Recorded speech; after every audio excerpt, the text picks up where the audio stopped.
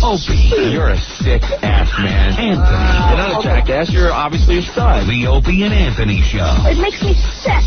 102.7 WNEW. Yeah. God damn, we're back. All right, vacation's over. That's it. Taking a 4-day weekend. I apologize personally to our faithful listeners out there in Radioland, Anthony. Technically a 5-day weekend. That wasn't work Thursday. Yeah, that's true. We have lots to cover today. We certainly do. But just so you guys are convinced that we are live, yes, it's Tuesday, May 30th, baby. Yeah. And we are back. Year 2000. Year 2000. Right. Yeah, this could be a tape from last year. Planet Earth. Yeah. People are starting to call. There we go. You guys understand, right? Right? Yeah. If you had the chance to take a 4-day weekend, wouldn't you? Hey, look who it is. It's Lazio. Look out. Senator. Yeah, leave the senator alone. The polls are changing. We're going to get Lazio in there after all, man. That poor bastard, though, man. Oh, every picture. Him with his face on the pavement. You know, we've all done that, though. Yeah, but, you know... I did that recently in Boston. I was running down the sidewalk, and all something happens with your feet, and you fall in slow motion. It takes you about 30 feet before you hit the pavement. Look at this embarrassing picture in the post, man. It's him, like, with someone helping him up. He looks all disheveled. He split his lip wide open. He's got a big, fat lip. He needed stitches. What did he get, like 15 stitches? Yeah, Rick Lazio falling down at a Memorial Day parade in Babylon. He was too pretty anyway. He slipped as he sprinted to catch up with other marchers. He's wearing those, those shoes. You should be wearing sneakers or something. It's perfect, though. You know, he's a pretty boy. You gotta scamp him up a little bit so the average voter could vote for him. It's funny, because now in the picture, he almost looks like Ray Boom Boom Mancini. Yeah. Doesn't he? Yeah, you're right. He looks like Boom Boom. Yeah, a little bit. With his lip all cut up. That's funny, though. Remember when Dole took his fall? Gee. Do we have the Bob Dole falling contest? Yeah, me and Opie did that. We had a Bob Dole falling down contest when he fell to see who can make the best noise falling into debris. Yeah. Bob Dole, you remember, he was on a podium. He was like on a little stage area with a railing, and he went to lean against the railing to shake someone's hand, and the railing gave way. Oops. And he never even lost his pencil. He still had that pencil in his hand or the pen. Hey, it fell down. He should have looked right into the camera and went, live from New York, it's Saturday night. Live. That would have, gotten him some sympathy vote. That could be pretty funny. Well, Rick found the Bob Dole thing really fast here. All right. Ann is first. All right, we did the Bob Dole falling down contest. This is legit. This goes back a couple of years ago when Bob Dole fell. Mm-hmm. A couple of years. It's probably like 3 years ago now, huh? Yeah, we've been at the cutting edge of politicians falling down for years now, Opie. Yeah. So we got the whole staff to just bring in all the debris they could find laying around the radio station. Yeah. And Ant and I decided, see who could fall down the best, and then we had the listeners vote. Mm-hmm. So first up is you, Anthony. Okay. I'm just getting on the chair, man. I'm not getting on the console. All right, Anthony's going up on the chair. You're a wimp, because if you get on the console, you're a good 8 feet off the ground, man. I am staying on the chair. I'm jumping into a pile of garbage. I'm going to kill myself. All right, fine. Let's see your Bob Dole falling down imitation. All right. All right. Hi, people. It's Bob Dole. Look, I want to meet my public. Let me kiss some babies. I'll get to the edge over here. Wow!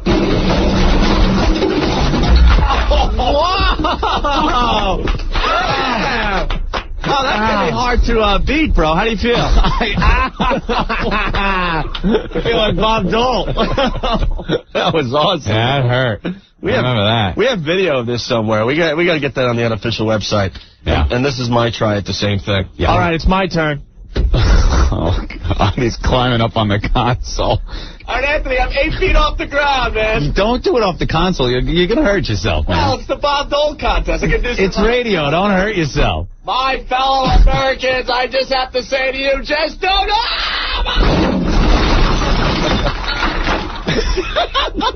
Are you all right, man? Man, that hurt!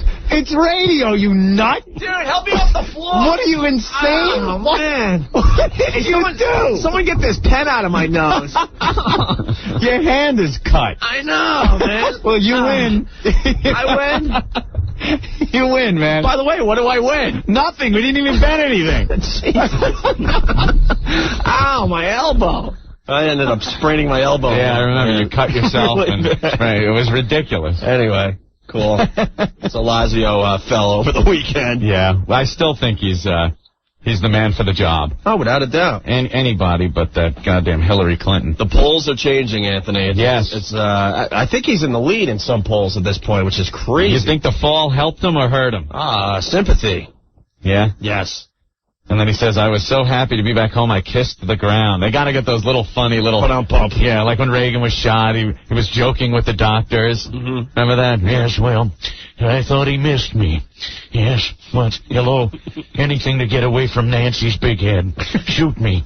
They always joke when they get back, but man, what a lip he's got on him now. So, yeah. It's funny. We've all done it, though. You're running, and all of a sudden your legs just, like, you trip over 1 foot or something. You're like, I'm going down, and there's nothing I can do about it. Someone commenting on your voice in the old tapes, Opie. Has your voice changed? I think so. Since you've been on the air? I finally reached puberty, yeah. Was that it? That's why I hate... Hey, it's Opie! That's why I hate playing the old tapes, because I get abused every time. You keep promising you're going to bring in some of the really old tapes. There's no way. Like Rochester and stuff. There's no way I'm going to do it now. No? Because that's only a couple years ago, and you hear the difference in the voice. It's Opie. I was more excited about doing radio back then, so my voice was high. I guess so. I don't know. Whatever. I'm trying to share an old bit with everybody, and I get abused.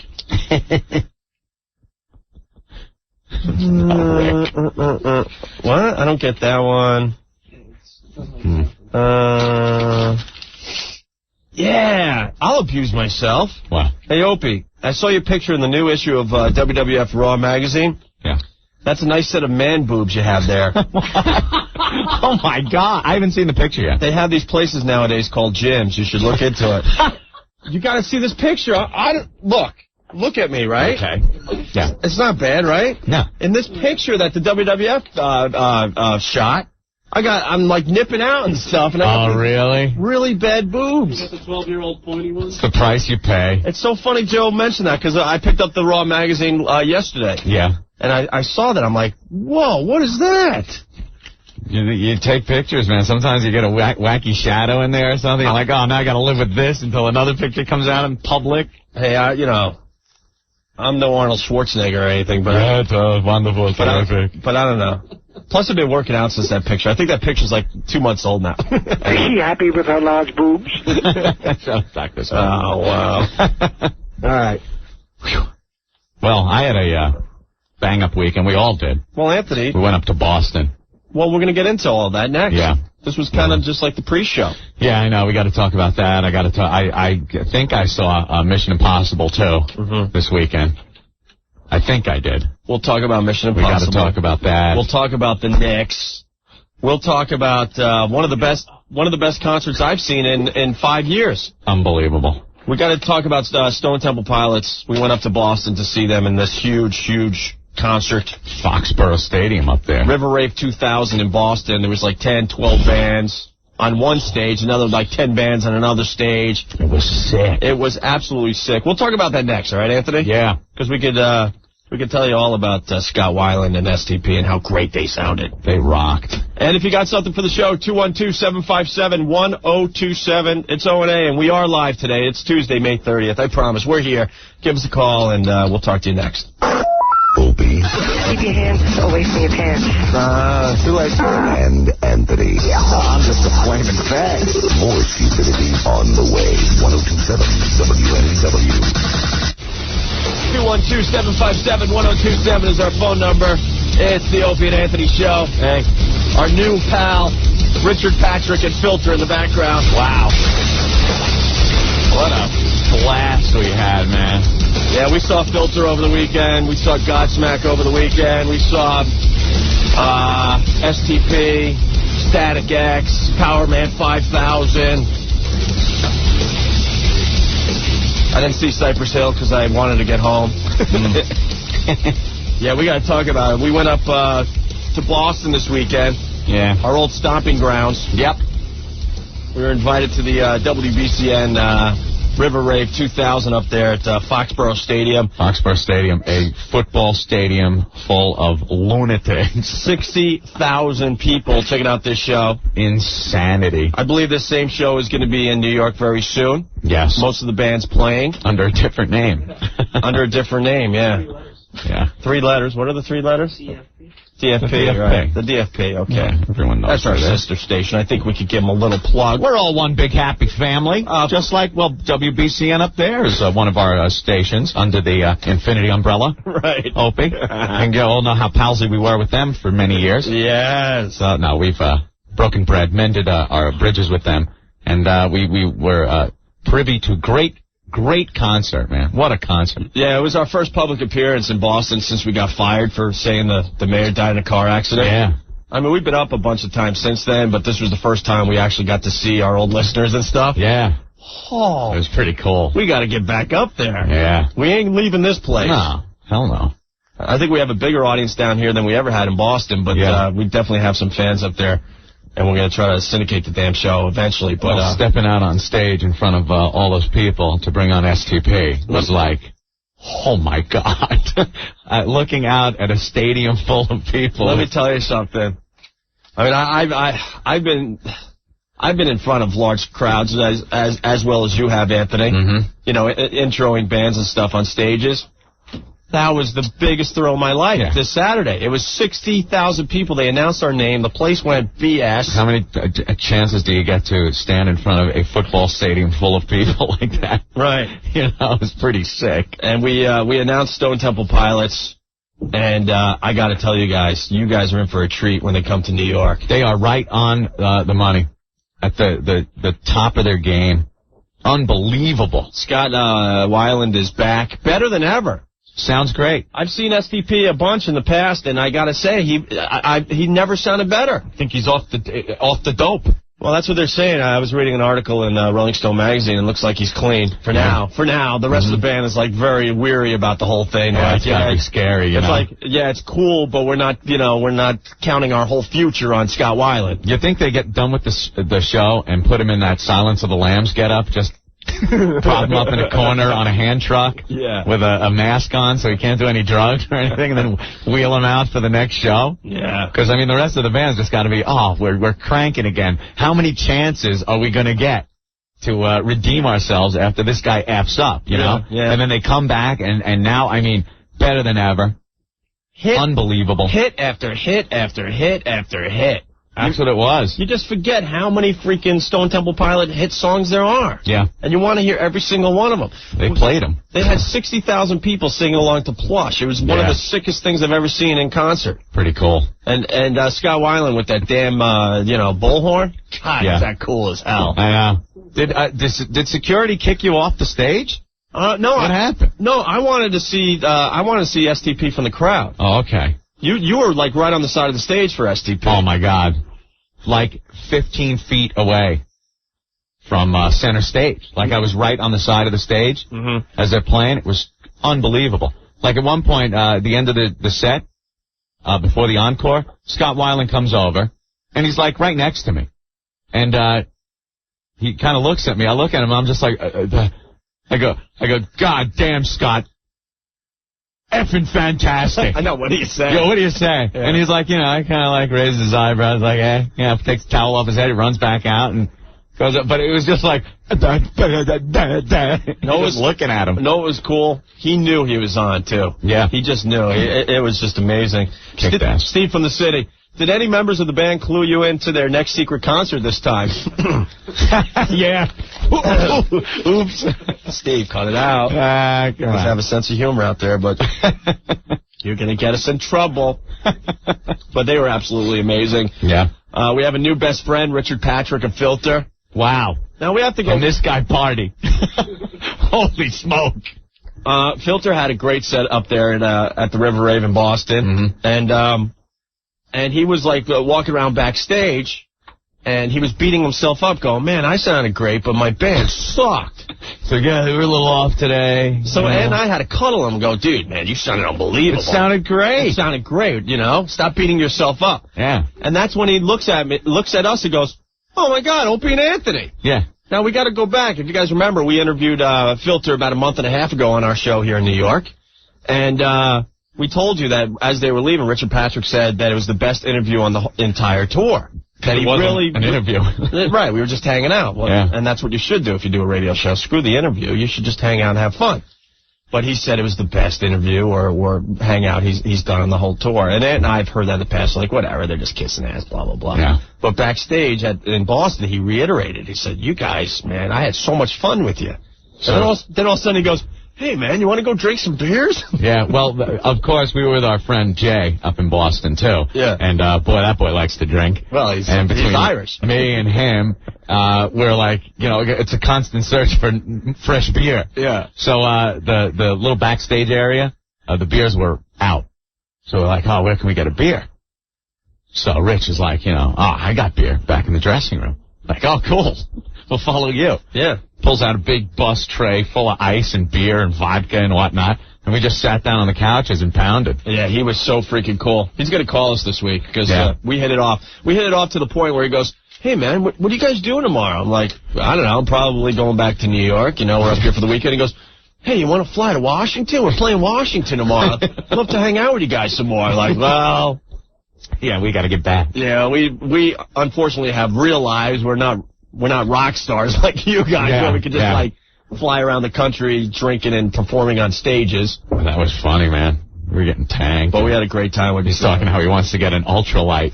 Yeah. So just like, man, I want to get an ultralight. Yeah. Like, what are you, crazy? Yeah. Like, you can get killed or break your neck, end up like Christopher. No, man, does that look like the coolest thing? And you don't need a pilot's license or anything. Yeah. I'm laughing my ass off going, come on. Know what was interesting? You're going to kill yourself. Know what was interesting about that whole hangout with us and him and everybody? How he was talking about, Atlantic City? Yeah. And he was really distraught because he lost $2,100. $2,100 in Atlantic City. And I'm looking at him like, but you're like a rock star. You had the hottest rock song of the year last year with Taking like Pictures. platinum, man, More than platinum, I think. He could afford $2,100. But he was like you and I. He was bumming. He was as bummed as you and I would be if we lost $2,100 in Atlantic City. So that was a highlight. Then we got to see Godsmack, our old pals. Yeah. They were unfreaking believable. Rocked. That's when the place went completely bullcrap. And the people up in the stands, in a human waterfall over the side to get onto the field.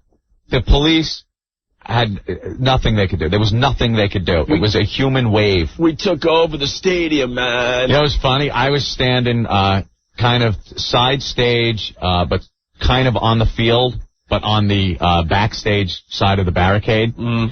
And people just pouring over. And I'm watching going, oh, man, if they lose this side, the stage is gone. That's it. Yeah. So everyone's jumping over, and the police can't do anything about it. This one drunk guy decides to jump down, like, right next to where I am, and there's, like, 5 cops right there.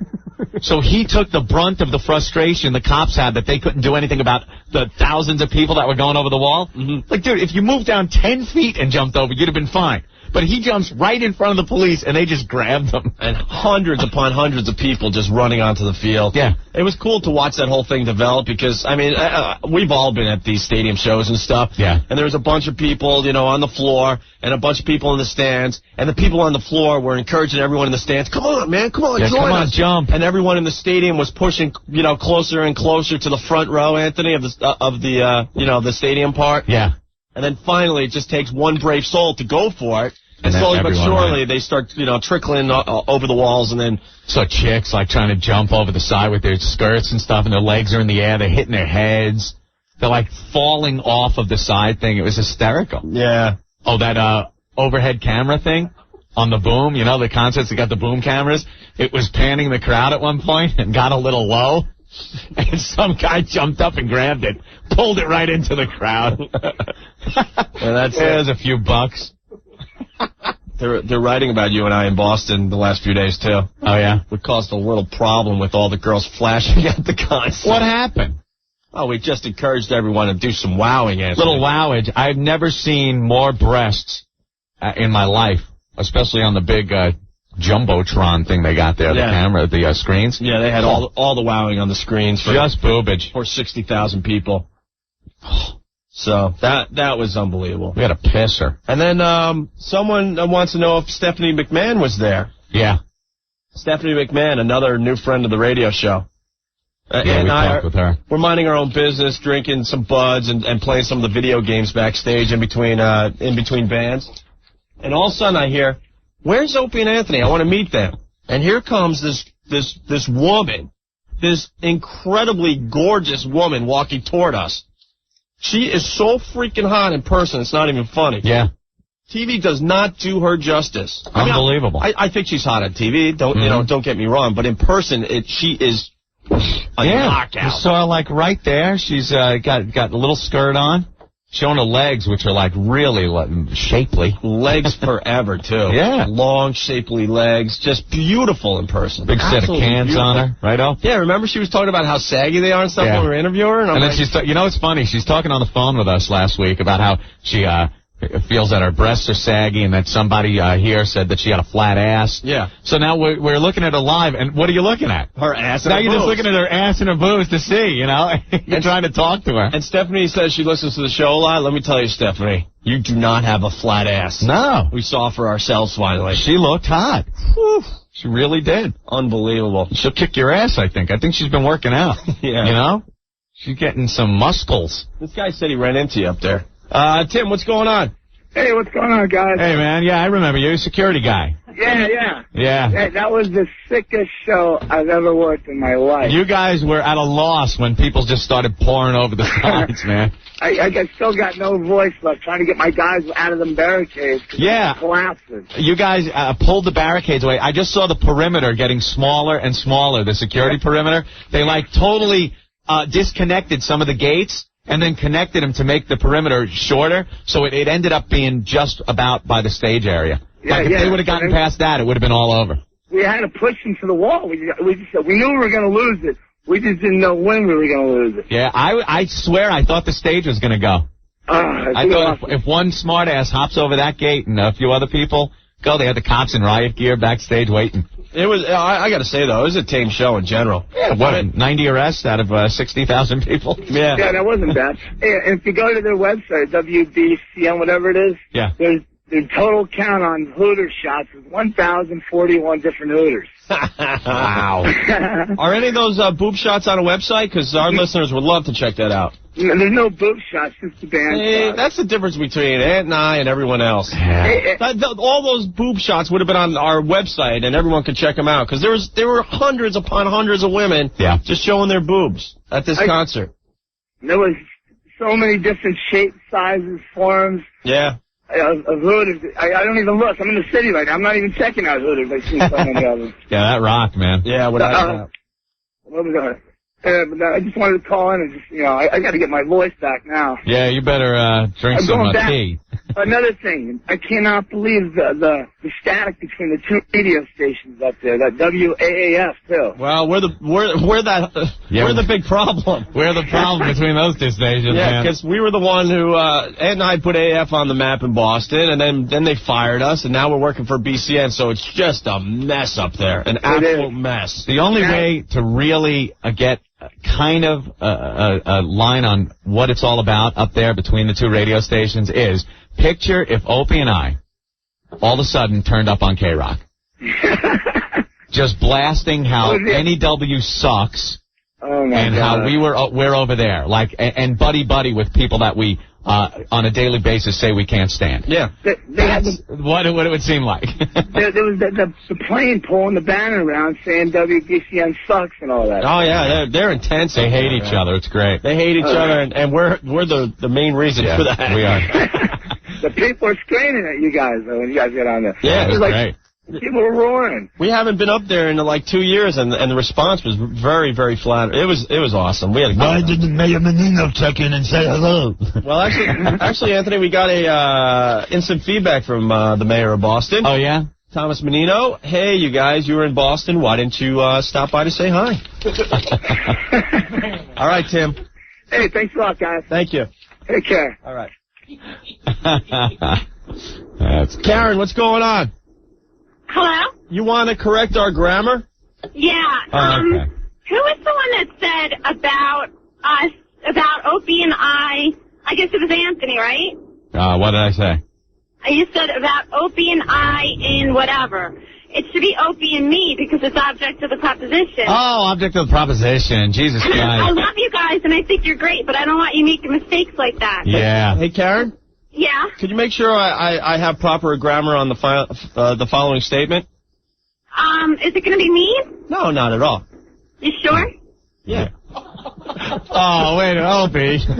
Now, though that was grammatically proper, I don't believe the FCC would allow that to air. You stupid bitch. Oh, that's okay.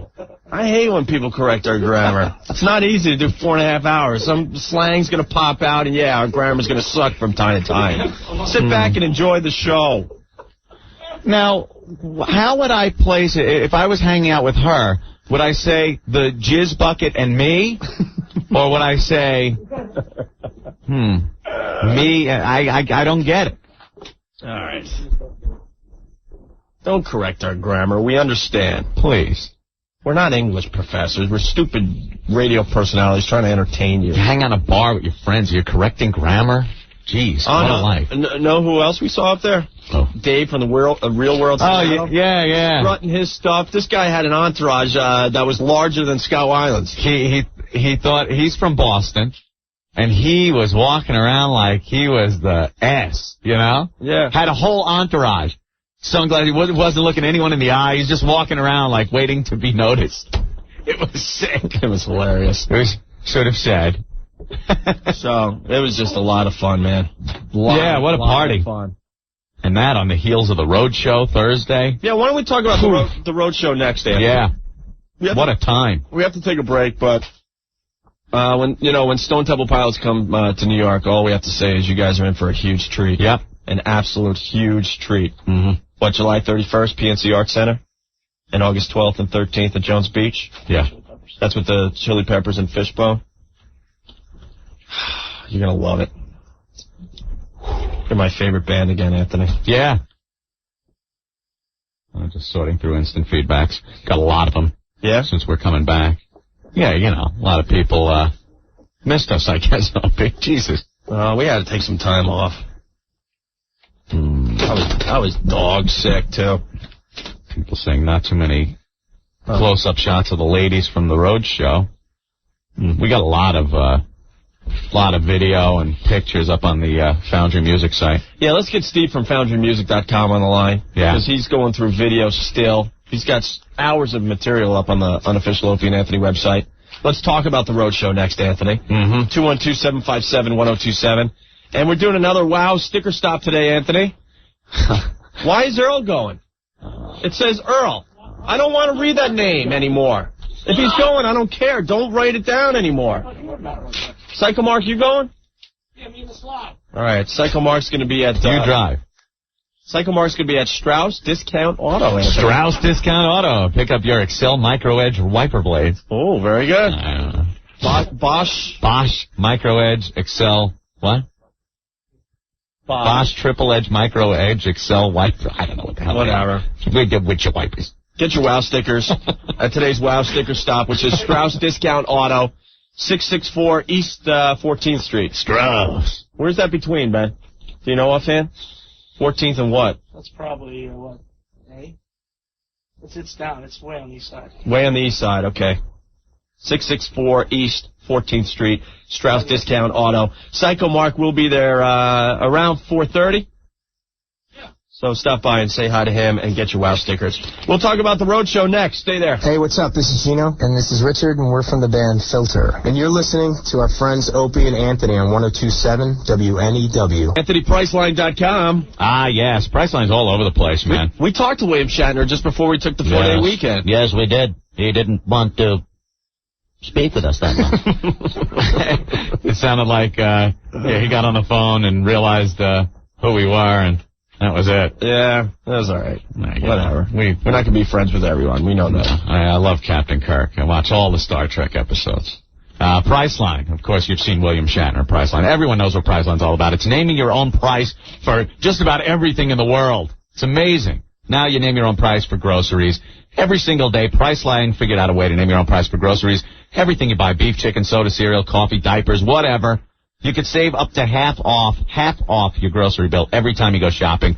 It's not a delivery service. You log on to Priceline.com before you go to the store. Name your price. Get your groceries wherever you like to shop. A&P, ShopRite, Wallbounds, King Cullen, Gristedes, D'Agostino's, Food Emporium.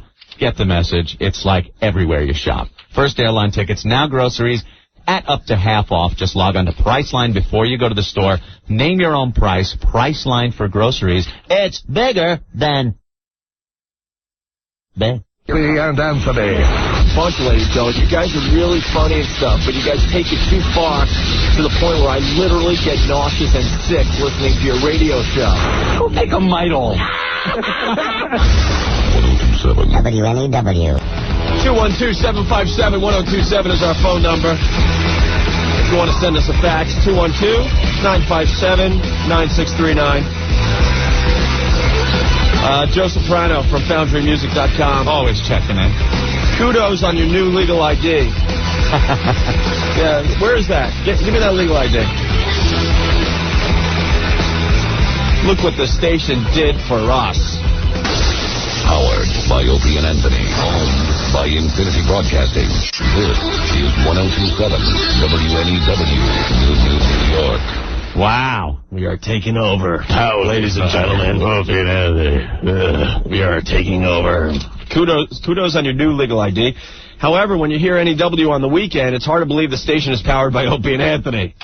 Ah, yes. So they play that, and then they go right into, like, some moldy, oldie Neil Young song or something. Ah, great. Hey, Daryl from Westbury. Hey, guys, I got Stephen Lynch and Mike's FBA live at the Roadshow on MP3. So if anyone wants to go to Napster, just don't sue me. Yeah, we're taking down names. We've gotten a lot of emails. We're all over Napster. Yeah, we don't mind being on Napster. We're one of those artists that appreciate people downloading our stuff and spreading it around. We were going to talk about the Roadshow, but you mentioned Napster. I got a very interesting email from one of our listeners, and he makes some really good points here, Anthony. Is you sure it's one of our listeners? Yeah, definitely. We got some intelligence out there. Robert writes, to whom this may concern. Did he snort like that? No, I'm sorry. I'm still stuffed up here, man. My father told me of this web page and told me I should write this letter to you guys. I am one of the unfortunate people who are caught up in the mess with Metallica and Napster and banning all the people that have downloaded their songs. Do you know what's going on with this, Anthony? Yes. You want to explain really fast? Napster, website you can go to, and you trade MP3s. You trade music with other people that are logged on to Napster. Mm-hmm. You have to download their little software and stuff. And it's easy, it's quick, and it's pretty cool. I like it. Well, Metallica had a problem with it because a lot of their music was being traded back and forth. And Lars took it upon himself to sit down, I guess, and take down all the names of people that have traded Metallica songs on Napster. And they got the names of over 300,000 people. And now these people have been banned from going on to Napster and trading music again. Well, one of the guys wrote us, and he's bummed out about that, okay? I've been trying for at least a week now to find a place where I can find Metallica, or at least a place where I could email them with the problem I'm having. I downloaded 3 songs that Metallica put out a long time ago from their album called Metallica. Now, the problem I'm having with this is that because of those songs, I am being banned due to the fact that they think that I am not a fan who has bought the album and that I am allowing others to download them for me. However, these songs that I have downloaded, I have on a CD of theirs that I bought around 4 years ago, and I have never let anyone download them for me for the fact that it slows down my computer and I only have Napster so I can listen to music late at night when I'm doing my homework as to not disturb my parents.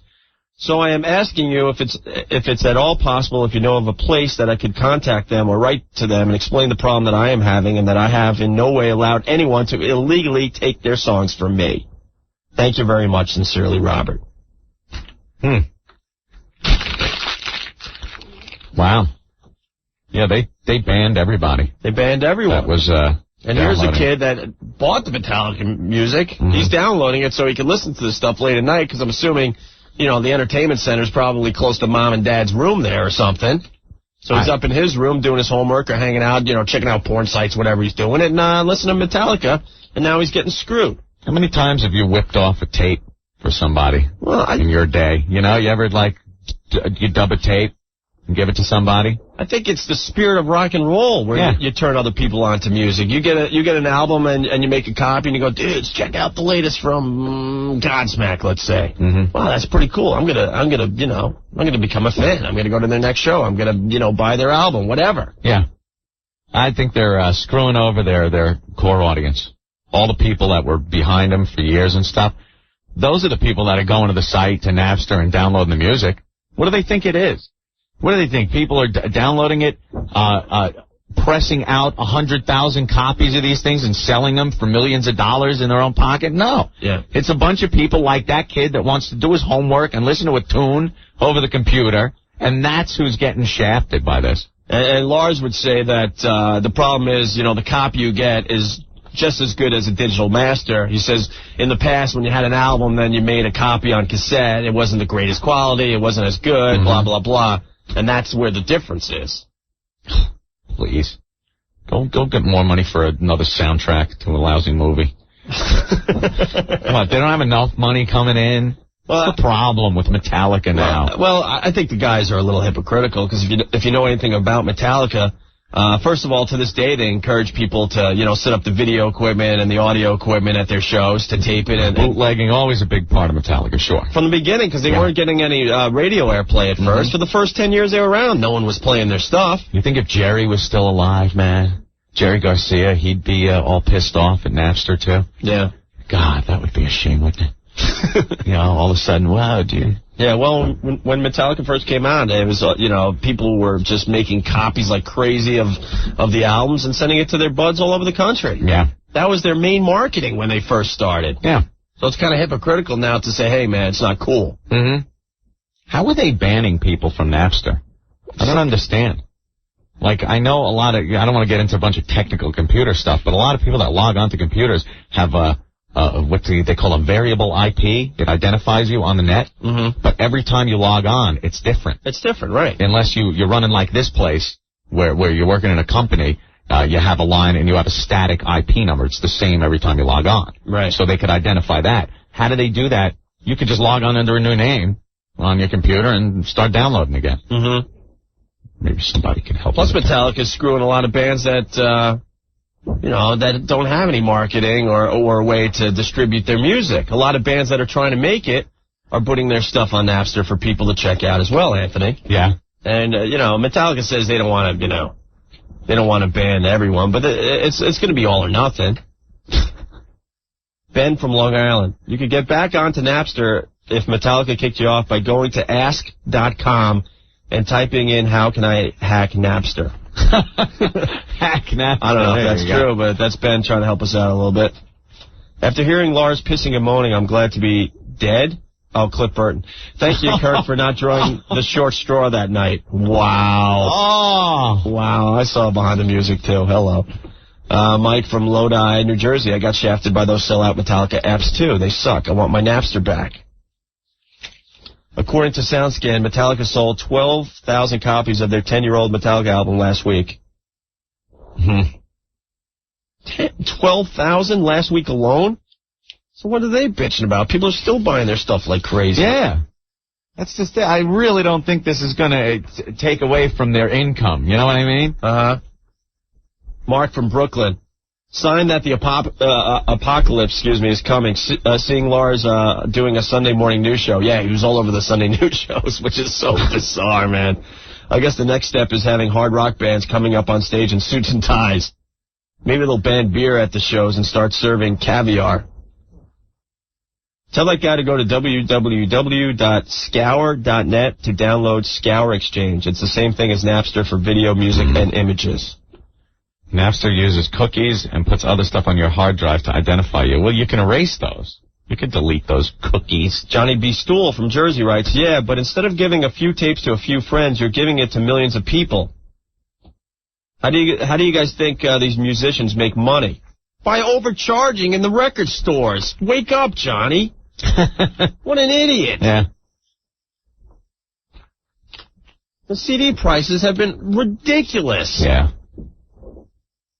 You think Metallica is starving? No, I think they're doing just fine. I wouldn't worry about Steve it. from the city, the sickening thing is that they used to encourage bootleg tapes. Metallica has sold out almost as much as... a name we're not allowed to say on this show.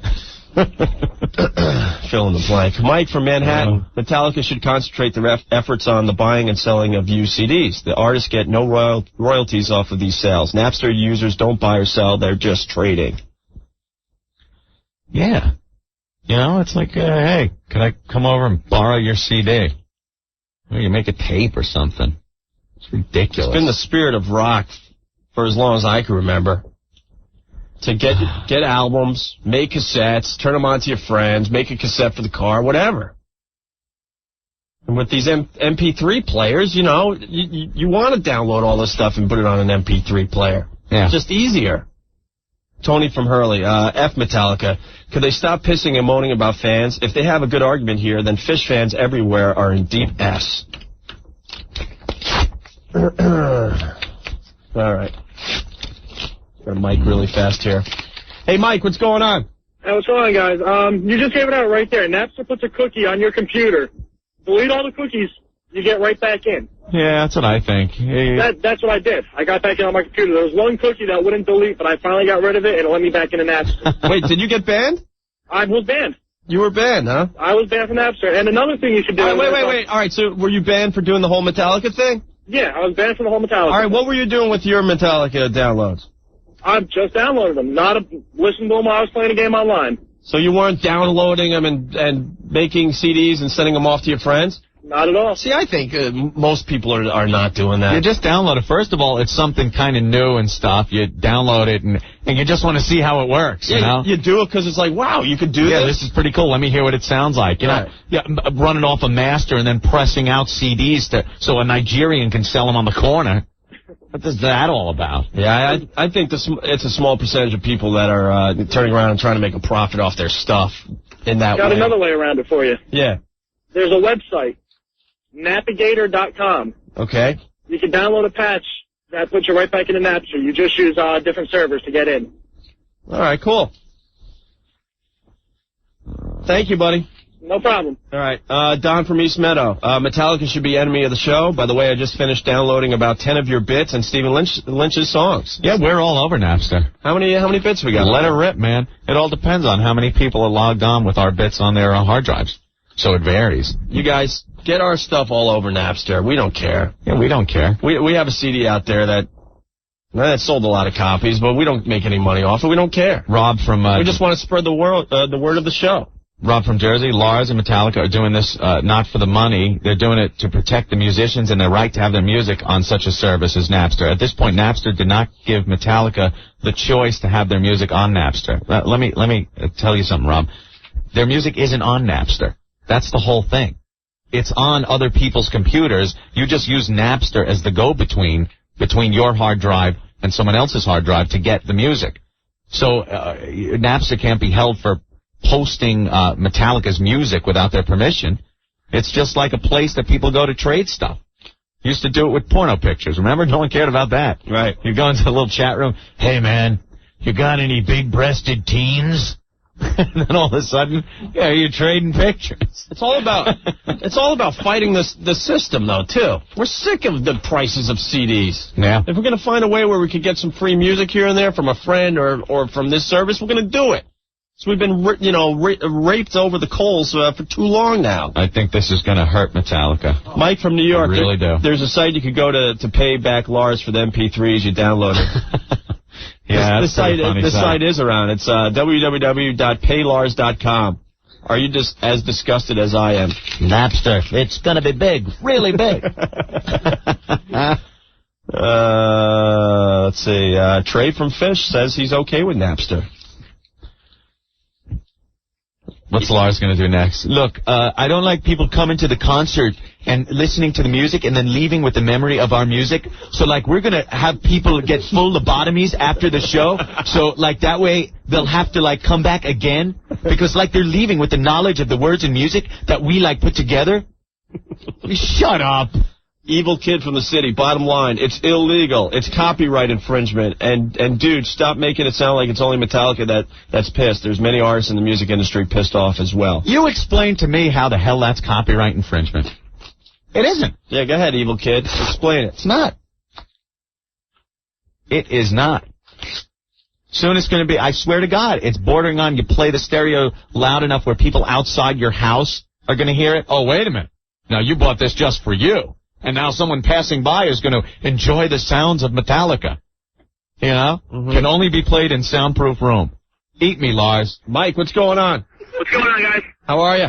Pretty good. Actually, I hate to say everyone's already made my point, that being that the first demo they made was completely gotten across this country by illegal copies. Yeah, I know that. Yeah, now it's kind of like they lost their hair and then they lost their minds with it too, I guess. I've been a Metallica fan since the beginning. You're so right. Their first album was bootlegged all over the damn country. That's how they became popular. I mean, you just feel like you watch the VH1 special. That's exactly what they go into. Yeah. They were making copies in their basement, basically, and just mailing them to people and handing them out at their road shows and saying, pass this around for us. Exactly. Well, it just goes to show, I guess, right? Yeah. Thanks a lot, guys. All right. Syndication with Metallica, actually have to worry about this kind of crap. All right, cool. Later, guys. Bye.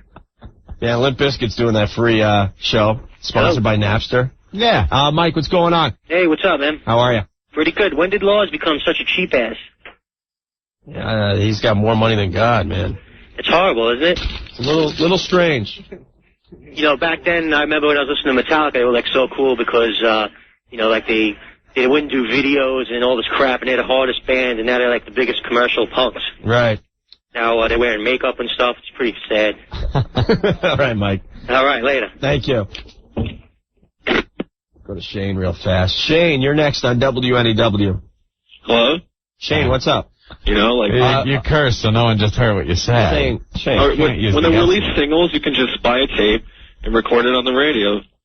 I mean, or record off MTV, or, you know, and then give it to your pal. Yeah, no one's up in arms about that. Or even when you run a dupe off of a tape, a cassette player or something, or give it to a friend. When they have a CD release, like, show on 92.3 K-Rock, and you hear the whole album, you can just record it on a tape. Yeah. All right. Well, thank you, Shane. Peace out. Yeah, rock on. Rock. John from Queens. Didn't movie studios get all pissed when VCRs came out? Everyone said people will tape movies and not spend any money in the theaters. Yeah, remember that? Guess what? Movies make more money now than ever before. That is true. Groups like Metallica are so short-sighted. Good job to piss off your fans, Metallica.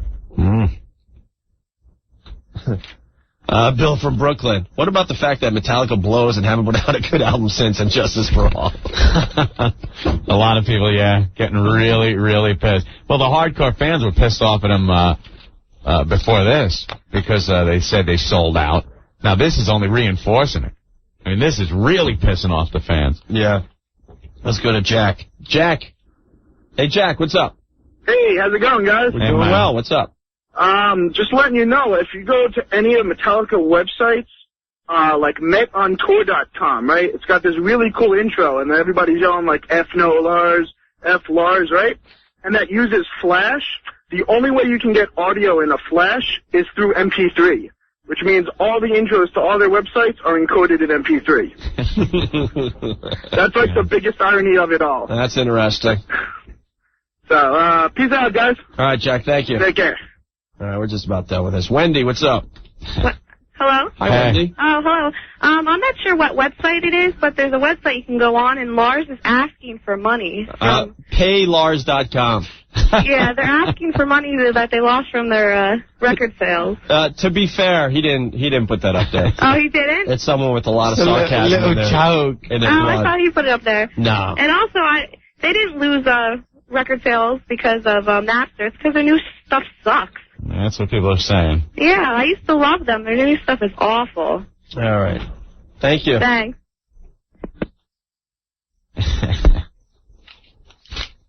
All right, Anthony. And that's what we have to say about that. That's all I got to say. Bob in Jersey. If it's illegal to make money off of other people's ideas, then why is Jay Moore walking free?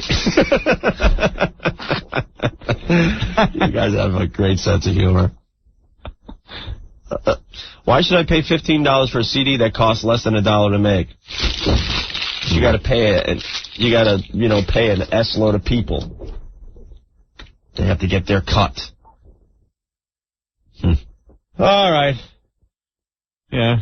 About it for the Napster thing. Thank you very much for your input, people. Yes. I'm right now at the who cares phase.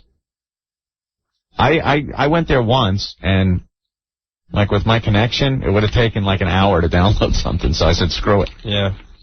This is pretty funny. Down with Metallica from hell. Screw Metallica. They can't stop us. They suddenly turn from the badass in the leather jackets to the dork who's the hall monitor. There's one more I want to read before we go into break here. It's actually a different topic, too. Oh, my God. You guys are killing us with feedback today. Did you see Kid Rock on Raw last night? Yeah. It almost sounded like he said F right over the air, and the dump guy missed it, and he bleeped like the next 10 seconds of what he said. Well, that constantly happens. They definitely got the F word out last night on totally USA. Dead. Totally dead. It was like the whole word except for like half the K, yeah. And then a big 10-second bleep after that. All the C got in there. Yeah. Just half the K was missing. Right. So, I mean, and then they always do that, though. When someone curses on WWF when they're doing a live show, and then you'll hear beep for like 10 seconds after the curse. Good job. Yeah, they sounded great, though, on Raw. They should do that on this show. We've got a few curses through.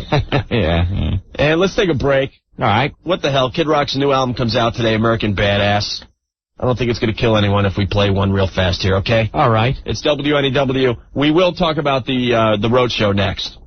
Opie and Anthony, 102.7 WNEW. Mad Pat from Selden, Long Island. Hey, guys, I was watching the People's Court yesterday, and I saw a shady guy looking around, and then all of a sudden he held up a WOW sign and then slipped out of the picture smoothly. It was pretty damn funny the way he did it. Yeah, we're getting lots of reports that WOW made it on the People's Court yesterday. Thank you for that. I'm seeing the stickers everywhere now. Everywhere. It's just taking over. Absolutely amazing. Yeah. A lot of people want the WOW T-shirts that were given out at the road show. God, I didn't even see one. I threw a couple out, but gee, I didn't even see what they looked like. They look just like the bumper sticker. Oh, yeah? Black T-shirts with the WOW logo. Looks great. We're going to have to try to figure something out, because we've always said we're not about merchandising and stuff.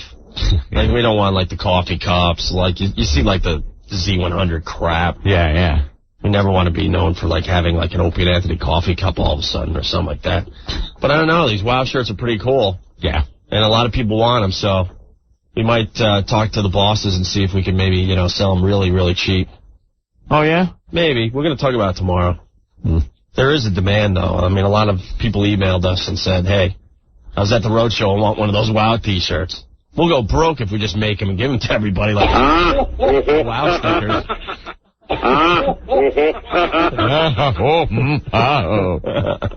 Yeah.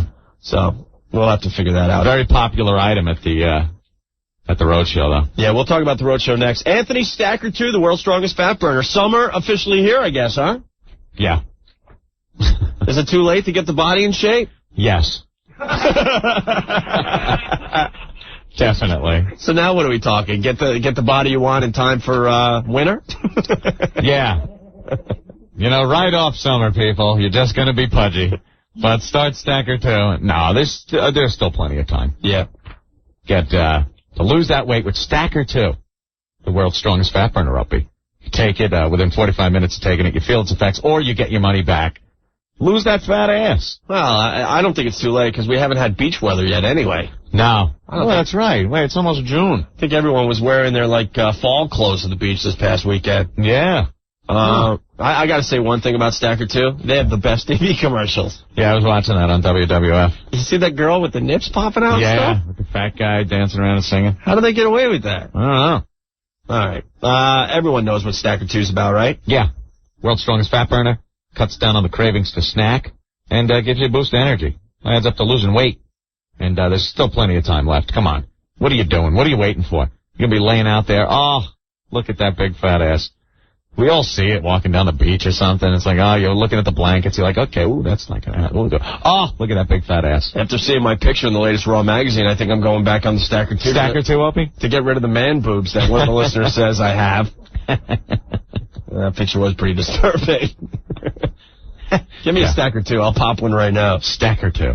Stacker 2, yeah. Give them a call, 1-800-LIGHTLINE. That's 1-800-LITELINE. Or visit them on the web, www.stacker2.com. Stacker 2, the world's strongest fat burner. Our listeners have proven it works. Britney Spears. We don't play her music, but we'd sure like to pin her legs back like a Tyson chicken. Radio. Gonzo style. Yeah. Opie and Anthony. 102.7 WNEW. Gonzo style. I love that one. Britney Spears is on MTV right now. I'm checking out her camel toe. Oh, yeah. In that red latex outfit of hers. That picture's on Foundry, on FoundryMusic.com, too. Is it really? Yeah. A still picture. Severe camel toe. Let me see. I gotta say. Looks like she's smuggling a yo-yo in her pants. Yeah. The front of her pants. She's wearing a rubber suit, like a red rubber suit. Rubber suit. Oh, geez. And then back to Carson Daly, too hip for the room. Yeah. Look at him. Yeah, I'm here. I know. What I got the best job in America, but I don't care. And there's Fat Dave. God, isn't his time up yet? You got Fat Dave. Poor guy. Anyway, Anthony. Oh, back to the show. 212-757-1027. Kathy from Jersey. Hey, what about the dead guy in the foam? The dead guy in the foam. If you were at our road show, I'm proud to announce that no one died. No. We did forget about a guy in the foam.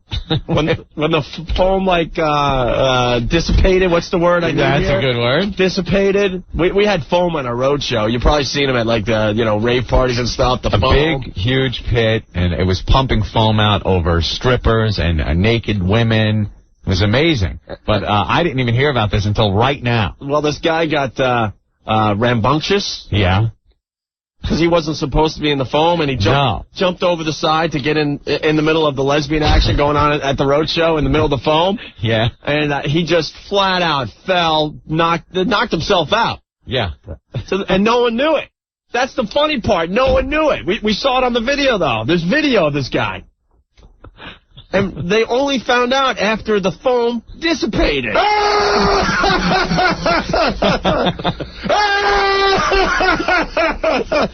Like the guy is out cold under the foam. But no one knows he's there. No one knows. God damn, that's great. I didn't even hear about that. So they, I guess once the foam dissipated, they saw a guy laying there bleeding from the head? Out cold. Not bleeding to death or anything, just a little head injury. Oops. Oops is right. Youch. Well, I'm not supposed to be there. I'm proud to say the guy's doing fine, Anthony. Very good. He called the show a little while ago, matter of fact. He's okay. He's A-okay. Speaking in complete sentences? Yes, he is. Speaking better than Spaz, matter of fact. Oh, boy. Yeah, we had a blast at the road show. Wait, this guy's Steve. Steve, what's going on? How you doing? Great. Turn that radio down. Okay. Yeah. Yeah, I was standing right next to the guy. As soon as the wood fell down to the floor and all the girls were gone on the side, somebody screamed out, "Jump in!" And this guy took a flying straight into the pit, and he didn't come up for a minute or so. So one of the bouncers came up and picked him up and realized he's all bloodied up. And I didn't know what happened to the guy. That's great. Yeah. It was a great show. Cool. What a dope. It was a lot of fun. Thank you, Steve. Have a good one. Syndicate. Oh, sorry, I didn't mean to do that. Syndication when we hear what he was going to say. Yeah, exactly. That's it. Don from East Meadow. Stephen Lynch and Fuel kicked ass at the road show, but Spaz looked like an AIDS-infested crackhead after the dunk tank. Why couldn't you guys just drown him and make all our lives a lot happier? Well, that dunk tank water, we didn't know. The staff had put ice in it. Yeah, they're not fans of Spaz either, so they decided to put a ton of ice in the dunk tank before Spaz stepped into it. I was wondering, because I was looking over. We were quite a ways away, but on stage you could see the dunk tank. And every time Spaz went in, it looked like he was going to die. Like he made this face like his face just contorted, and he fell in, and he couldn't get out fast enough. Yeah. And he was shivering. Yeah. It was pathetic. It was pathetic. His lips were blue, Anthony. Blue. Well, there's a bunch of... where do you want to start with the road show? I mean, God. Yeah. We had over 2,000 people there. 2,200, I guess, they're saying. Yeah. Was the official count for our road show. So, first of all, we want to thank everyone for supporting the show, and I hope you all had a good time. I was talking to Scott Colombo. He goes, I was just part of the largest bachelor party ever. That's what it amounted to. It was just a huge bachelor party. We should call the Guinness Book of World Records. We might have thrown the biggest bachelor party last Thursday. Were there any bachelors there? Yeah, there were a few. There were a few, Anthony. First off, if you left town early or you didn't hear the show or you weren't at the road show, there's a couple things you could do. There's 120 pictures from our road show at WNEW.com in the Opie and Anthony section. Oh, yeah? Yeah. Wow, I only went through about 50 of them. No, he's up to 120. Well, nice.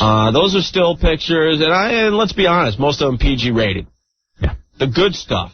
I mean, the stuff on NEW.com is very nice and all that, but the good stuff is at FoundryMusic.com, FOUNDRY music.com. That's the unofficial Opie and Anthony website. Steve has, I don't even know, like 30 or 40 video clips, Anthony. Yeah, he's got a lot of stuff. He's got a video clip of Fuel singing Baby Raper live in front of 2,000 people. He's got a clip of him singing Camp Concentration. Your brother singing Oh Mine Fuhr.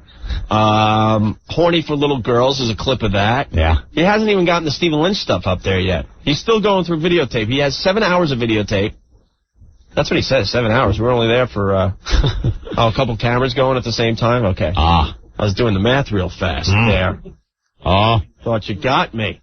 And he's only half through all the videotapes, so there's going to be even more clips in the coming days. But go to FoundryMusic.com and see what you missed. Incredible stuff. Guy says, Stoner Matt, the roadshow was the biggest and best sausage fest I've ever been to. Now, that's not entirely true. No. Out in the crowd were girls on shoulders showing their boobs. I was impressed by the female turnout. Yeah. Mulcahy's and Wantagh, and that was a great road show. 1,400 people there. I think there was 5 girls there. Let's be honest. Yeah. But at this last road show, there were definitely a lot more females. Yeah. Definitely, and I think every single one of them showed their cans. Isn't that so funny when guys are so interested in what we were wearing? Like, this guy's abusing you, and then Don from East Meadow, was that Anthony's new Gap look since Wendy gave away all his dirtbag gear to the homeless?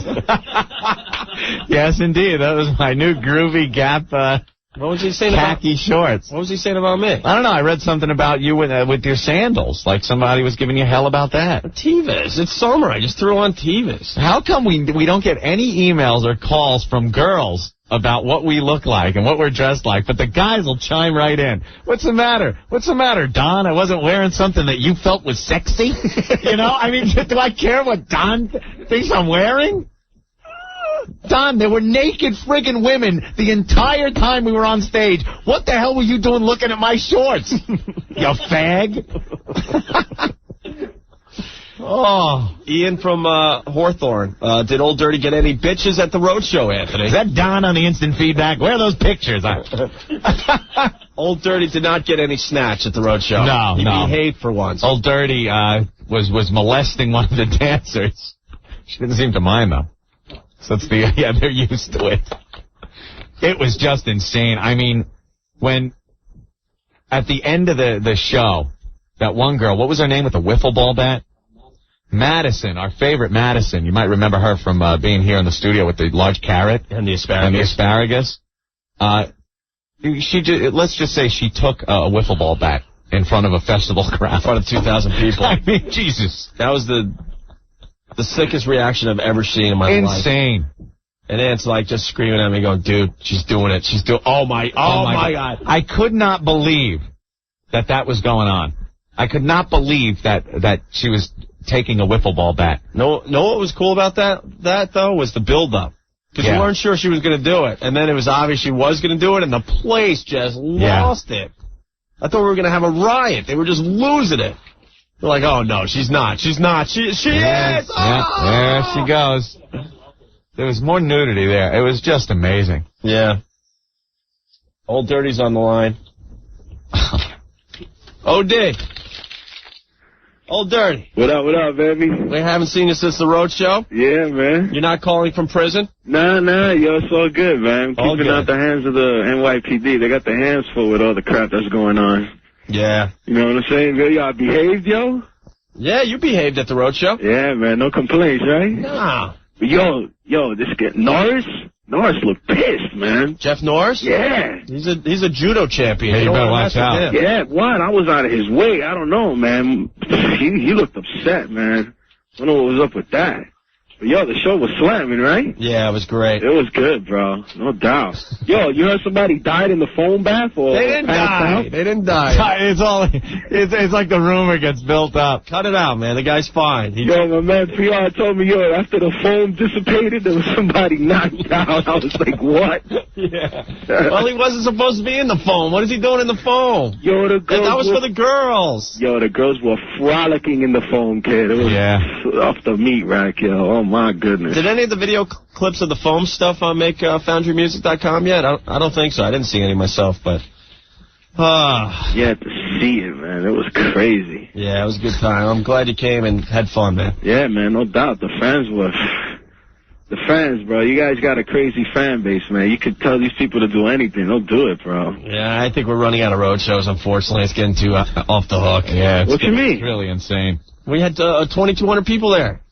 We thought 1,400 last time was huge. Now we're up to 2,200. I think it's time to move this whole shindig to a stadium. Then we'd have to do it in a professional way. Kenny from Bergen County, does Anthony have a Budweiser in his hand in all of his baby pictures, too? Yes, indeed. Well, what the hell am I supposed to do? Wear the Cardinals hat? I mean, it's a road show, for God's sake. Yo, you saw Anthony? Look like a little Tommy Hilfiger model, that shit. Hey, old dirty. Were you hungry after the show? Did you go to Wendy's in Queens for a burger? You were nowhere near there? Nah, man. Okay. I was in the vicinity, bro. Just wondering. Anthony, let's see. Anthony, what's that? What was that scar on your leg? Timmy from Brooklyn. Boy, there was a mini bike accident back when I was 14 years old. They're noticing scars on your legs? Yeah. I've known you for 7 years. I didn't know you had a scar. Frank from Jersey. There was nothing worse. Frank from Jersey. There was nothing worse than Anthony's chicken legs. Frank, there were chicks up there. Asses. Girls sitting on wiffle ball bats. What? Yo, bro. Did I show up at a Chippendales place and like I was trying to strut my stuff? No, it's a road show. There's naked chicks. Oh, man. I guess I should have worn long pants, Opie. Yo. Nah, long pants wasn't the... I thought it was going to be a lot hotter, man. Can you see every painful detail of my muscular physique? So what do you think of my tight pants? Oh, brother. They're good up there. You guys rocked it, kid. Yeah, I don't even... That was fun, man. Yo, but Opie. I don't even remember being there. Brother, you looked near death that day, kid. I was really sick. Because someone's on line one. Why didn't Opie drink? Because I don't drink as much as that to begin with, but I was under some heavy antibiotics, man. I was in rough shape Thursday. Man, you walked in. You look like... Yeah, I know. You rolled in with the hurts waiting for you in the back, kid. Yeah, I wasn't happening at all. But I still had a great time because the energy there was incredible. The girlies was just ripping off tops, though, right? It was unbelievable. It was good, The amount of nudity. Yo, you know why I think Jeff Norris was pissed? Why? Because I borrowed a Sharpie. You borrowed a Sharpie? Yeah, for some reason. I mean, you know, the friends are, let me get your autograph, this and that. I was like, you know, let me oblige the Opie and Anthony faithful, you know what I'm saying? Word. Yo, and then he came back. He says, yo, Dirty, where's my Sharpie at? And I go, yo, dude, I lost it. Yo, he grabbed my arm in such a way that, like, my whole body just froze. I'm like, yeah, wait a minute, B. I got $250 right here. I will go buy you a marker, bro. Chill. That's funny. Yeah, you don't want to F with him, man. He's a big boy. He is, man. All right, bro. All right, baby. I'll talk to you soon, OD. You guys be good. Hey. Peace. Well, that's a first. So Dirty showed up at one of our road shows and was able to call up the next day because he wasn't incarcerated. Right. Rob Z from Westbury. Hey, O&A, Fuel was wild, and you guys had the hottest girls on stage. Spaz looked like a wet rat on crack. I got to say, I think one of the highlights of the road show was definitely Fuel singing Baby Raper with 2,000 people singing along. The crowd singing along. It was amazing. They knew all the words. They're just singing Baby Raper. Yeah, there's like a 30-second clip of that on FoundryMusic.com. Yeah. Rob from Brooklyn. I just looked through the pictures on the WNEW website because we had them on a bunch of websites. If that's PG rated, you need to go over the movie rating guidelines. Ouch. Oh, really? Can't wait to see the unofficial site when I get home. The damn company put it on the blocked sites list. No, I'm telling you. I mean, the pictures at WNEW.com are good, but they're tame compared to what Steve at FoundryMusic.com has. Who else we want to talk to? Let's go to Johnny Elvis. Johnny Elvis, what's up? Hey, Opie. How are you? How you doing, Anthony? Hey. How you doing, bud? I was up front there with when you guys were. I tell you, the whole show was unbelievable. I just want to thank you guys. Can't even put it into words. I'm speechless, baby. Are you still drunk from Thursday, John? Oh yeah. Oh man, yeah. One thing. Remember when you were when we were going off the air? Oh my God! All right, listen. Let's cut our losses there, huh? Mike Damone checking in. The guy that died from the foam is he the same guy that pulled a knife on Mr. Hand? There you go. No guy died in our road show. The rumors, Anthony. The rumors. Dan from Seaford, I think Psycho Mark moved up to number 5 on the FBI's most wanted list after the crap he pulled at the road show. What was he doing at the road show? He was a nut, man. Was he? Yeah, you see him, he's like humping the girls. He was jumping in the foam. He had guys doing burnouts in front of the club. I don't know what he was doing. All I know is some chick handed me a bag of weed that looked like it was grown on Venus. I don't know what the hell this weed... I haven't smoked pot in probably 15 years. Oh. And I know a lot of things have changed over 15 years, but I never thought pot could change that much. It looked like some kind of dilithium crystals were on it or something. I don't know what it was, but I just smelt it and got high. But, I don't smoke pot. Yeah. So, who am I going to give this to? Gee, maybe the guy that does the anti-drug spots on NEW. Yeah. I'll give him to Psycho Mark.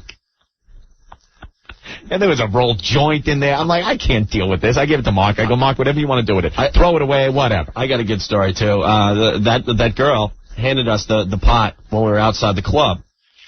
Just in a bag, right, Anthony? Mm-hmm. And we both gave our pot away to people that would enjoy it. Mm-hmm. So at the end of the night, I'm getting into a car to go home, and that woman runs over again and says, Opie, you forgot your pot. The guy who drove me home was a New York City police officer for 23 years, Anthony. Yeah. So I looked her right in the eye and said, no, I didn't. You forgot your pot. Right in front of this guy. Spent 23 years on the force. Yeah, I think he understands. Chris, what's going on? Yo, what's up, guys? How are you? Pretty good, man. I just want to say that thing was the wildest, most off-the-hook party I ever been to in my life. Yeah, that was a party, man. Yo, man, that was insane. It really was. The crowd was nuts. It just got out of hand. The wet T-shirt contest alone lasted almost 2 hours. And it was sick. I mean, the different boobs we saw, Opie. The girls that you wanted on stage and the girls you wanted off stage. Ugh. It wasn't just boobs, guys. No, I know. It was amazing. No, it was just boobs. It was just boobs. We want to do this again. It was just boobs. Yeah, just boobs. But I don't understand why some of you guys are throwing toilet paper up on the stage. Well, there was that one girl we were screaming Stacker 2 at. Yeah. You know who started that chant? My brother in the front row. We were going insane. I missed half the songs because we were just yelling at all the chicks around us to take their tops off. I know. At one point, Ed and I are trying to do some pretty good creative stuff on stage, and you guys are like turning around and just looking at girls flash. I'm like, whatever. Let's just get the girls up on stage and let them. Oh yeah. You guys were great, but get the girls on stage. That's what we all wanted. That's it. And you guys got it. I do got to say one thing. Yeah. Is that Sandy taking pictures for the website? Yes. Oh, my God, she's amazing. How did you end up with her present? I don't know. Sometimes I think about that myself. Oh, my God. Cool. Oh, man. All right, guys. I just want to thank you for a great kickoff to summer. And you guys undid her top. Did they? Yeah, it's like, God. Oh, my God. Like, we didn't give you enough boobs and cash. You have to go after my chick. Oh, my God. No, she's amazing. What do you want? Thanks, Chris. All right, man. Have a good one. Thanks for a great summer. All right, cool. Bye. Later. Carlos, Opie, did Sandy mind you wearing her sandals? Shut up. They just... Like there's no guys. So is the guy. No guys out there wearing Tevas at all, right? I heard some guy got shot by a gangster at your roadshow. Is that true? Ah, boy. No, it's not true. O&A, this is Frank from Manhattan. I unfortunately was listening from my office on Thursday. I couldn't make it, but loved it. When the crowd was singing Baby Raper with Fuel, I was dying laughing. It sounded like a pedophile's Woodstock. Great show, Frank. All right, we're just getting started. Keep the cop. Oh, my God.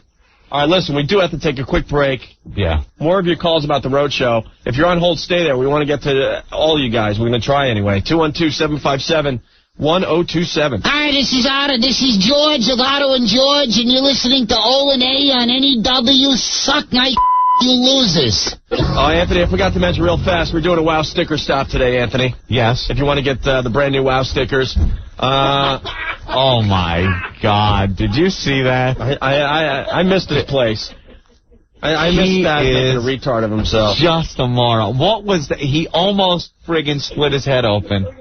He ripped the carpet off? He went to turn around and run out the door so fast, he ripped the carpet up and almost fell into the door.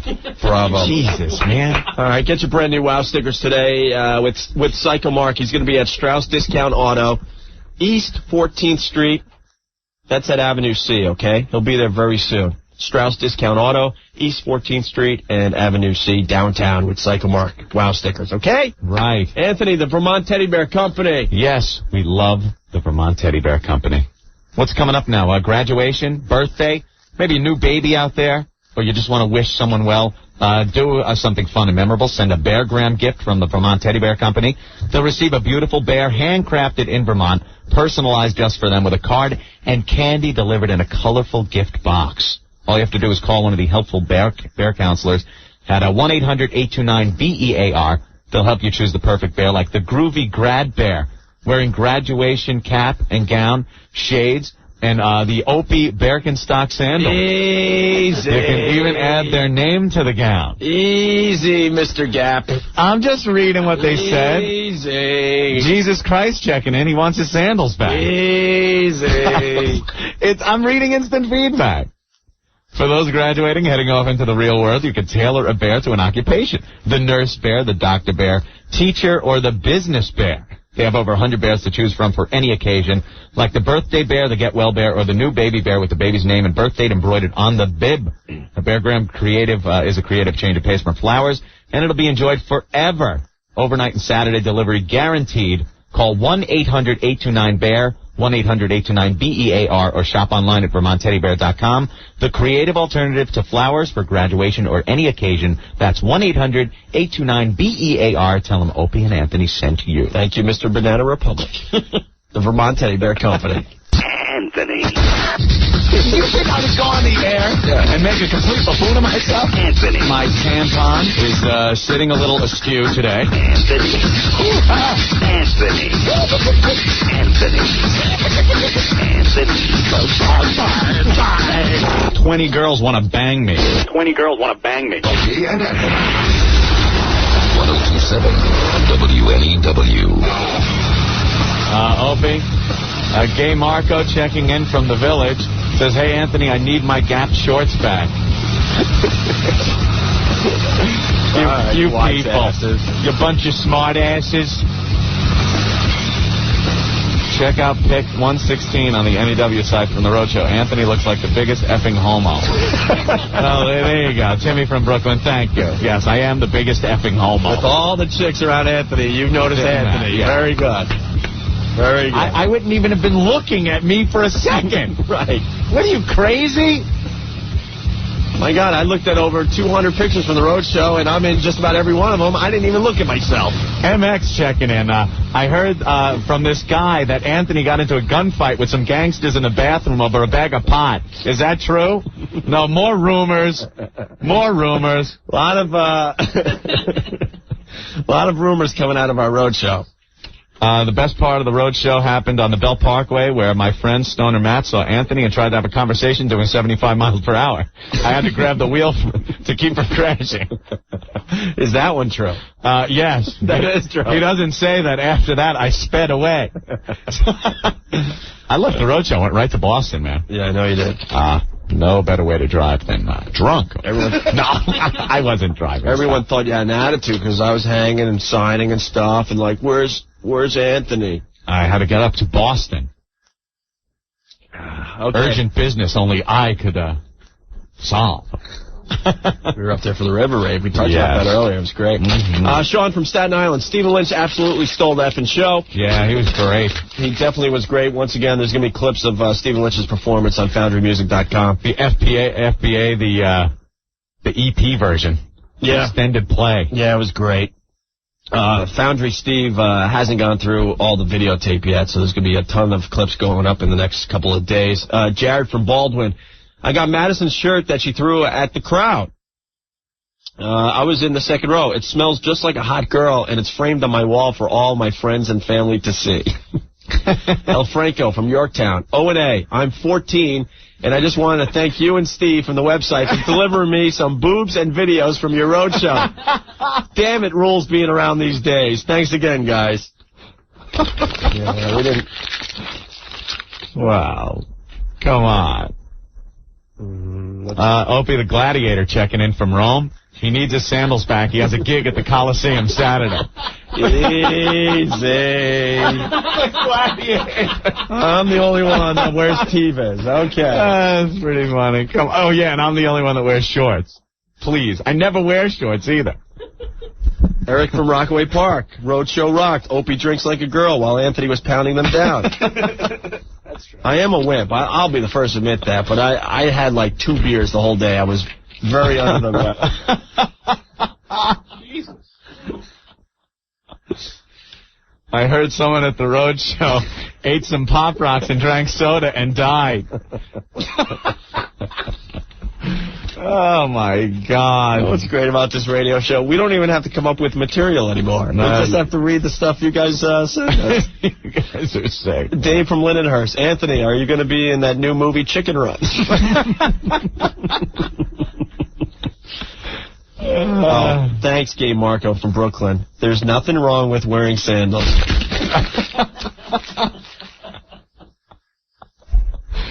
Oh, boy. Let's go to the phones. Chris, what's going on? Hey. Hey. What's up, guys? Hey, man. I just had a question. Yeah. About the roadshow and the stuff that was going on the stage. Yeah. How is it that you guys, like, don't get into trouble with, like, sex laws and stuff? I mean, like, Jim Morrison used to get dragged off the stage because people thought he might have shown his penis. Well, we don't show any. You guys have, like, wiffle ball bats. Well, we don't show any penis. Yeah, the difference is keep the penis in the pants and you're all right. The second the penis comes out, people start getting mad. What cop is going to say, hey, there's a problem on that stage, unless it is penis?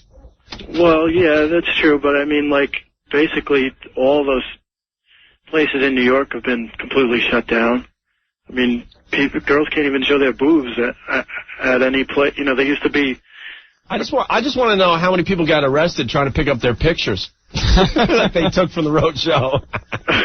Chris, it's a plain and simple answer. Opie and Anthony are above the law. We are above the law. Wow. All right, thank you, Chris. Thank you, guys. All right, let's go to Marianne, one of the ladies that was at the road show. Marianne, what's going on? Hey, guys, how you doing? Great. They all got to get off you. You guys looked fine. Why, because you weren't in ripped-up AC/DC T-shirts and ripped jeans and broken Adidas's? Please. That's what you I guys changed into. looked great. And you...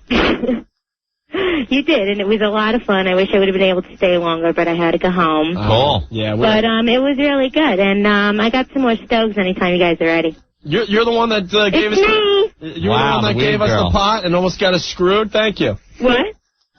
No, that wasn't me. See? No, the cigars. Oh, cigars. Oh, okay. it's cigars. Okay. Oh, I know. Hi, Marianne. Is this true? Rob from Queens checking in. I heard Anthony was selling pot, and the guy thought he was getting ripped off, so Opie cracked the guy in the head with a bat, and you hid the dead body in the foam. No, I don't think that's completely accurate. No. Let's go to Jarrett. Jarrett, what's up? Yeah, I just want to let you guys know that I'm officially banned from any future road shows. What happened? Originally, I was I've been listening to you guys since the beginning, and my wife has always hated you, and I finally turned her on to you guys within the last few months. And it was her idea to go. So we got there nice and early, got up in the front of the line, we're waiting in line. Finally get in, grab my beers, head right for the front. She decides she wants to sit down in the back where we can't see a thing. So I convinced her to get up a little closer with me, and we're hanging out. And then once all the girls started showing up and taking off their tops, I pretty much forgot my wife was there. Well, that tends to happen. Yeah. So what's the problem? She didn't like that too much. So she told me from now on I'm not allowed to go to any road fairs. Mm. Well, that kind of sucks. Yeah, a little bit. She not only that, but she dragged me out of there about 2 seconds before the wet T-shirt contest started. That lasted for like 2 hours, Jared. That ain't right. So, all right, thank you. All right, take it easy, guys. Bye. Can't get past his phone. Hey, thanks for the TNA show. The wiffle ball bat rules. Rudy Giuliani checking in from New York. I guess he enjoyed the road show. Let's go to Drew. Drew, what's up? Yo, what's up, WNEW? What's going on, guys? How are you? Yo, that was the friggin' bombers of the bomb show, boy, let me tell you.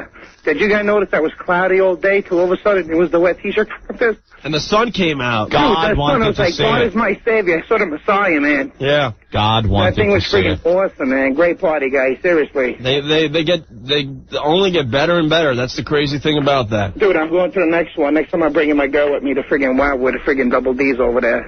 Cool. And I got my word on it. I want to thank all the ladies that did show up more than usual. Thank you, thank you, thank you. It was great, guys. Syndication when Earl turns white. All right, bye. Later, guys. Kevin, you're next on NEW. How are you? Hey, how's it going? Good job. Yeah, I was at that road show, I'm telling you. I think it was the Kittner boy that ended up in the foam, though. We're not going to go into that foam and watch that little Kittner boy spill out all over the floor. He had doll's eyes. Lifeless eyes like a doll's eye. Hey, I think the foam... Excellent, guys. All right. I think the foam guy checked in, right? He's okay?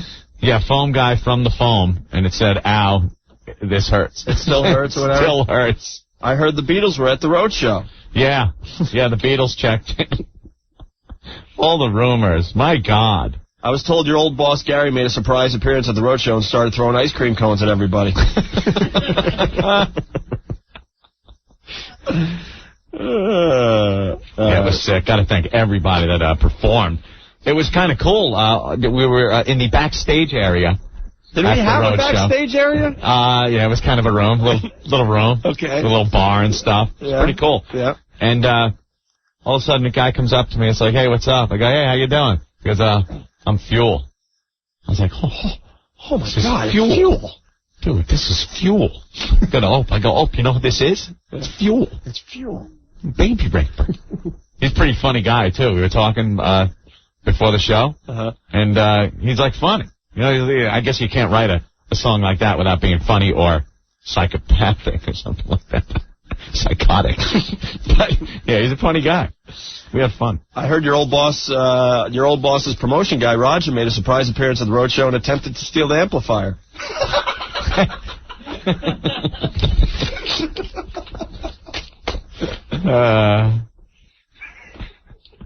I gotta admit, we did wimp out at our road show, though. Why? We should explain. Q had another song to do. For the first time, Ed and I were scared for our lives. Yeah, so... You know, Q sings that offensive song, Imagine? Yeah. That starts off, imagine there are no... I got it from a Negro. Oh, yeah, you get the point. So he's ready to perform. He's up on stage looking very Italian and stuff. He got all dressed up for his song and stuff. And then Aunt and I and Rick and Ben, we all look at each other and we're like, oh, boy. Oh, maybe this isn't a good idea now that everyone's hammered and there's a lot of black people in the audience. Yeah. They could have a problem with this next song. Yeah, we didn't want to start any race riots. No. So we did chicken out and said, look, Q, you know, you sounded great on Horny for Little Girls, but I don't think it would be a good idea. And then he was, like, thankful, actually. I think he felt like, I have to do this song. I don't want to do it, but I have to. I'm here. I'm dressed up. Yeah. So, let's go to Donna. Donna, you're next on NEW. That's me. How are you? Okay, how you doing, babe? Great. Just want to say thank you for having a great party. I had a kick-ass time. Mm-hmm. When I turn off my radio, Yeah, do that. definitely do that. Greetings from the throne. Yes. Well. But you had a good time at the road show? Excellent time. Excellent time. And I would encourage all the women out there, we got to stand up. We need to stick together. Come out to the next one. Yeah. Vaginas. Definitely. Vaginas. I got to say hello to Keith and PR. Chatting with them for a while. Ah, yes. Yeah. And Opie did look kind of down, but we understand you were sick. No, I was really So we're sick. letting you slide this time. I was really sick. I'm much better today, actually. I shouldn't complain too much. Thank you, Donna. And say hello to Sandy, too. I will. We love you guys. Oh, thank you. All right, bye-bye now. Look at that. I heard Hitler showed up and sung backup on All Mine Fewer at the road show. There's over 30 files at this point, Anthony, on FoundryMusic.com for the road show. All right, who else do we have to go to here? Stinky saved my wife's life at road show? No. Come on. Frank, what's going on? What's up? What's up? What's up? How did this drama unfold? All right. Yeah, my wife was up there jigging her little things, but while she was in the foam pit, foam little got into her eyes and she couldn't really see too well. And Stinky, fortunately, was standing right there and helped her out. She couldn't see too well, and he was kind enough to let her wipe her eyeballs out on his shirt. And I want to appreciate that. What a guy. Yeah, he probably caught the feel. Well, I wouldn't be surprised, but, can't blame him, It's a little hottie. Yeah. And, hey, I want to thank you because after that whole thing, totally opened up my relationship a hell of a lot better. Oh, very good. Oh, very good. Cool. Hey, by the way, we had to leave a little early after that. Who won the wet T-shirt contest? Who cares? I don't even know, to be honest. You don't even know? I don't know. I don't care. I don't think it was about that at the end. It really wasn't. So it turned into something completely different, didn't it? Yes, it did. Yeah, I just want to give props to Stinky. All right. Not too bad of a bad guy. Cool. And that's Spaz. All right, thank you. Thank you. I think someone's saying Spaz looked like a German SS trooper in his uniform, in his Boy Scout uniform. Yeah. He does. He looks like a Hitler Youth. Let's go to Q. Is this the Q? Q, how you doing, guys? Hey. I'm horny for little girls. Good. Thinking back, I'm kind of sorry we didn't do that song. Oh, really? Man. Yeah, we should have just went for it. I don't know. And, I looked at you looked at us, and it was like we were definitely a little scared on that stage. Like, I don't know if this is a good idea.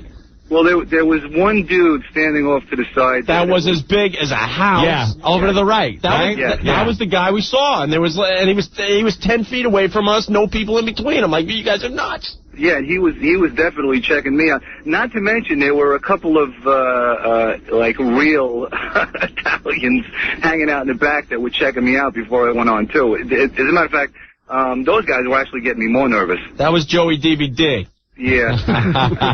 Anyway, but I have some logic here. I think I would have to proclaim myself the winner of the most offensive song contest because my song was actually too offensive to play. It was so offensive we couldn't even play it live. You might have a point. Exactly. As a matter of fact, I think I probably would have offended many people if I did that. It just shows that Ann and I are a bunch of pussies when you take these microphones away from us and we're live. Well, man, if we were in a studio, we would have let you play it. Who cares? Yeah. But live like that, it was scary. Yeah. As a matter of fact, with the crowd pressed up against the stage like that, you never know what could happen. But they were ready. They were ready to take the stage. Take the stage, yeah. Burn it like Woodstock. Right. Yeah. And my girlfriend, I kind of clued her into what was going to go on. Yeah. When we got there, and when she saw what was going on while I was doing that song, she was like, "My God." And I said, I didn't lie to you. I told you this was going to happen. But, yeah, it was cool, guys. It was definitely the most fun I've had in a while. All right on, man. All right, guys. Take care. Thank you. Talk to you soon. I got to clear up some more rumors that are going around. A lot of rumors from this road show. No, I wasn't seen making out with Robin Givens at a New York City night spot after the road show. No, John Benet Ramsey was not the winner of the wet T-shirt contest. This might be true, though. That was me that fell in the foam. I just wanted to tell everyone I was okay. 15 stitches is a small price to pay for soapy boobage. Rick Lazio. Rick Lazio, very good. Well, Steve from New York, is it true Rick Lazio fell into the foam and just tripped during the parade to cover up the injury? There you go. Jeff from Oceanside. What's up, guys? The road show at South Beach was a nude high school reunion, no joke. I graduated with Jenna, Kelly, and Shannon from the wet T-shirt contest. I didn't bang them in high school, but at least now I saw their fun bags. You guys rule. Oh, man. Yeah, debauchery, pandemonium. Let's see what else we could do here. There's just tons of stuff going on. Matt? Hey, Matt. Hey, what's going on, boys? How are you? Hey, the road show rocks, guys. Yeah, that was something. Listen, I just got to thank the police officer that pulled me over on the way back from the show. Oh. I guess I was speeding a little bit on the GWB, but I told him I was coming from the road show, and after he cleared me that I wasn't drunk or stoned, he said he was an O&A fan. He was going to let me go. It was my lucky day. You were at the road show and you weren't drunk or stoned? Well, this was a lot later, so I was pretty good by then. Were you sick, too? But the funniest thing was, as I was pulling away, I hear the loudspeaker of the squad car come up, and I hear, okay, terrific. Oh, cool, Matt. Yeah, it rocks, guys. Listen, syndication when Madison could take the whole bat. All right, thank you. Later. Bye. More rumors coming in. No, it was not Opie on the back of a wave runner with Ricky Martin during commercials. I said it wasn't. Adrian. Yeah. Hey, how you doing, guys? You're a black guy? Yeah. It just matters for what we're talking about. That's the only reason. Okay, go ahead. You made that comment about being afraid to play the offensive song about the blacks. Come on, guys. What's the story? I'm being honest. I was a little nervous. Wait. Check out the psychology. We like the show. We listen to the show. We come to the road show. No. Wait, let me correct you, though. I wasn't nervous about our black listeners, and there were a bunch of them there. Mm-hmm. I was more worried about, like, the black bouncers and stuff that might not get the show. Well, that's where I thought the problem was. I figure you come to the road show. I don't care if you're Jewish, black, whatever. You understand the show. You're there. You're going to check it out. I was worried about people like the bouncers and stuff that I don't know if they listen to us or another radio station. But crap. Hey, it just goes down to, like, gang psychology. There's more of us than them. So what were they going to do? I mean, don't be afraid. You guys are kicking butt. Don't be afraid to do your thing. I mean, if people are into it, they're going to be into it. That's all. It was more about the people that might be there just working and don't know our show that I was worried about. Forget about the political correctness. Play the songs. All right, man. All right? Thank you. Bye. Yeah. Well, I don't know. I was a little leery about that one myself. Oh, this is true. I heard that the girl China was so upset that she didn't make the cut for the wet T-shirt contest that she didn't punch me, that she punched Opie in the face. Is that true? No, but she went after me. She did? She was all pissed.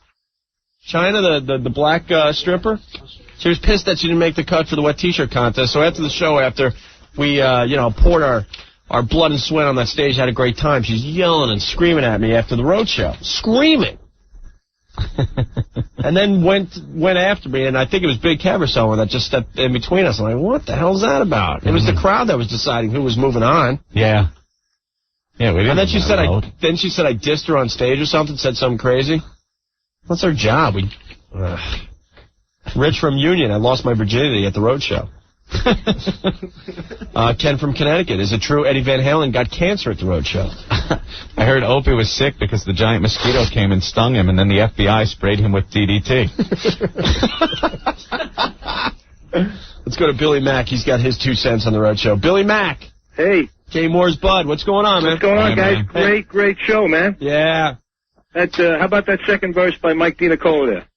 Oh, that was brilliant. The full version of FBA. We finally heard it. Those guys are really intelligent, man. They put that together pretty much in my van on the way out there. I don't know if you know that.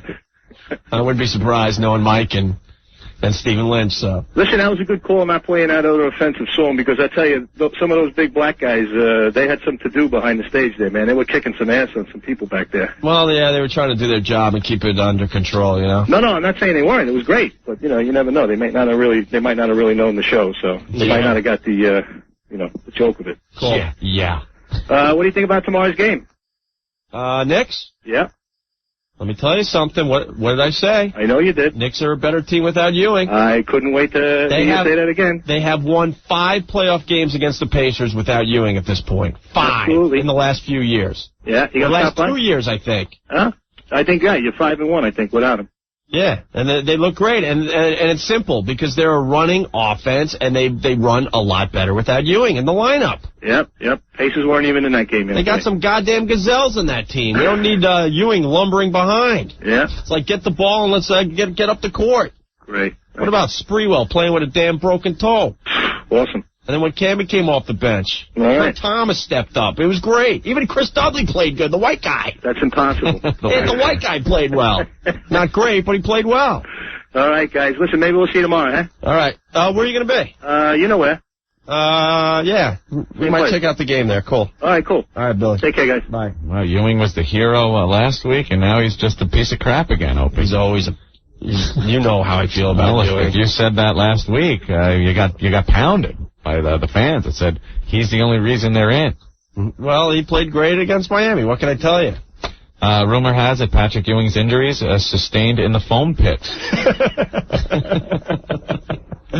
All right, we're just about done with the road show. We'll move on to other things. Yeah. Chris, what's going on? Hey, guys. How you doing? Hey. I was numero uno, first guy online for the road show. Mm-hmm. Took the day off of work. Get down there about 9:15 in the morning.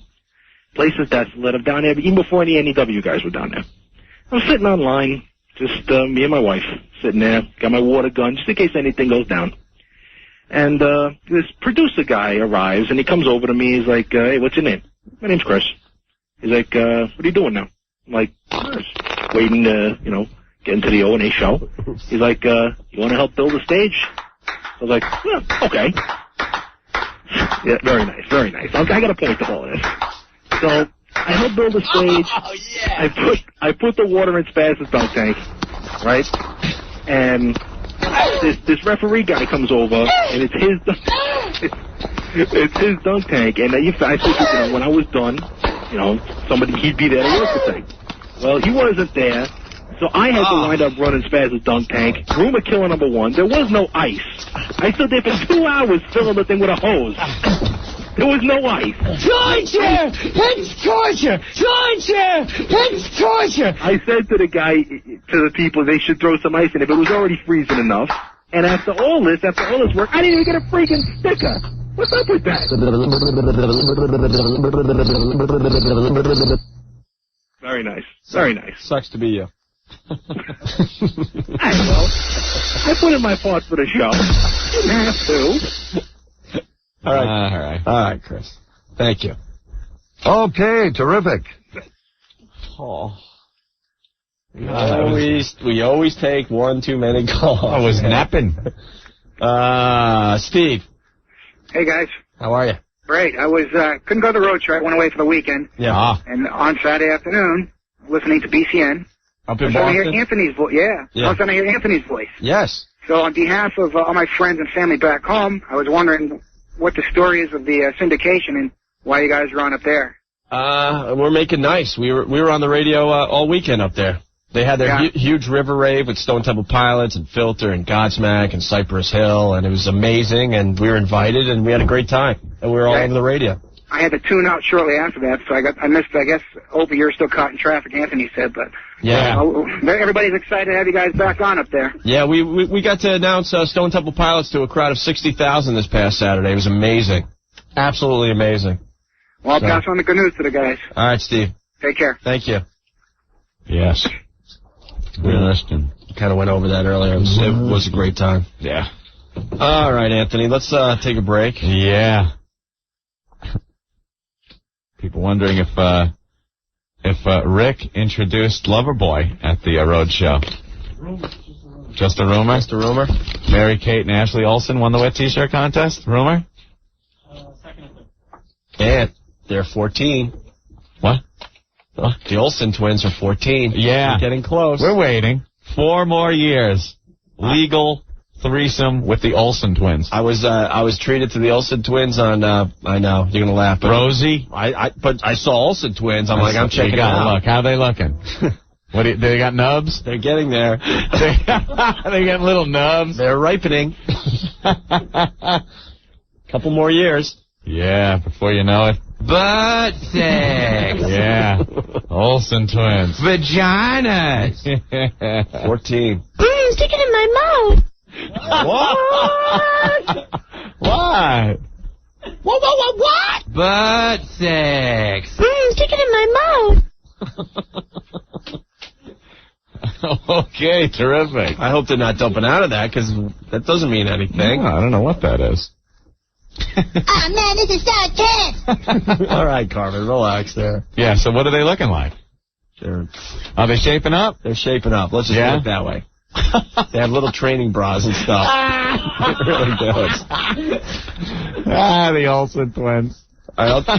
I'll do an impression for you, Anthony. One of my favorites. Oh, okay, good. I love the visual impression. Well, you could explain it for everybody. All right. Ant's good with the voices. I'm good with the visual impression. Let's see.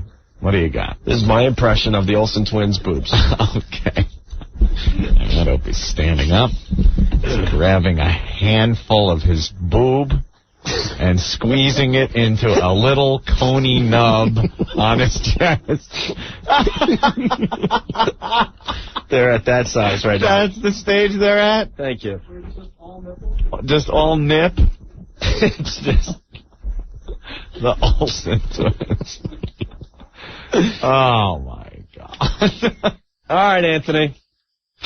Hey, can we talk about how bad Mission Impossible 2 was? Evil Kid from the City. Yeah, why don't we talk? Well, you got a good story about Mission Impossible, right? Yeah. Why don't we get into that next, Anthony? We got to take a quick break. More of your phone calls. Oh, well. John checking in finally on this whole thing. Ant wasn't wearing shorts. It's just that Wendy took half his pants. That's pretty good. All right, so the road show, was great. Lots of pictures at WNEW.com. Those pictures, they're great, but they're tame compared to what's on the unofficial Opie and Anthony website, which is foundrymusic.com, FOUNDRY music.com. Steve has 30 clips up, and he's only halfway through the videotapes. Halfway through. So he's going to be putting up new material for the rest of the week, I would imagine, okay? Yes. And also, Ant, before we go to break real fast, we're doing another WOW sticker stop today. Psycho Mark, as we speak, is hanging out at Strauss Discount Auto, East 14th Street at Avenue C. And he'll be there for another hour, it looks like, handing out the brand new WOW stickers. So if you're in the area, stop by and say hi, okay? Mission Impossible 2, Anthony's review, and what happened to him at the theater when we get back. Opie and Anthony. 1027 WNEW. Hey, Anthony, the Diamond Exchange. Yes. No time better than now to get engaged. It's spring. Love is in the air, Opie. Go to the Diamond Exchange on Route 17 North in Paramus, New Jersey. Over 12 years, they've been the tri-state area's premier source for diamonds and fine jewelry. All the jewelry at the Diamond Exchange is designed and handmade on the premises. Their showcases are packed with the latest jewelry designed from contemporary to classic and platinum. The Diamond Exchange staff will help you choose from an exciting collection of loose diamonds and the most beautiful, unique, custom design engagement mountings that you'll ever see. Call the Diamond Exchange now, 1-800-550-0633. That's 1-800-550-0633. The Diamond Exchange, Route 17 North in Paramus, New Jersey. Come see for yourself why their customers return again and again to the Diamond Exchange.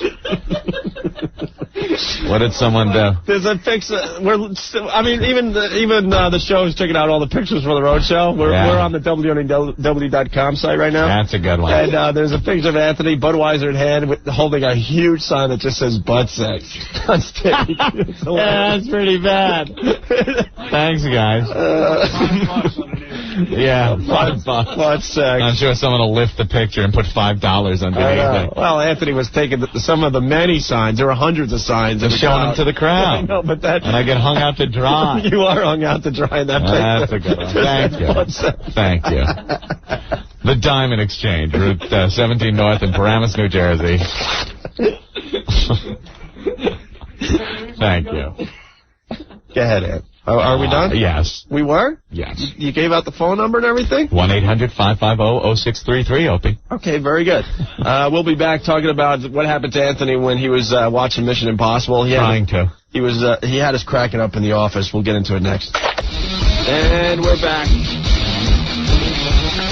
212-757-1027. It's the O&A Show.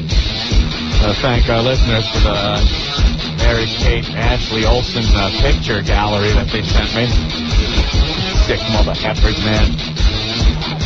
Look, see? What they look like now. They're sporting the little nubs that Opie showed what they looked like earlier. But, yeah.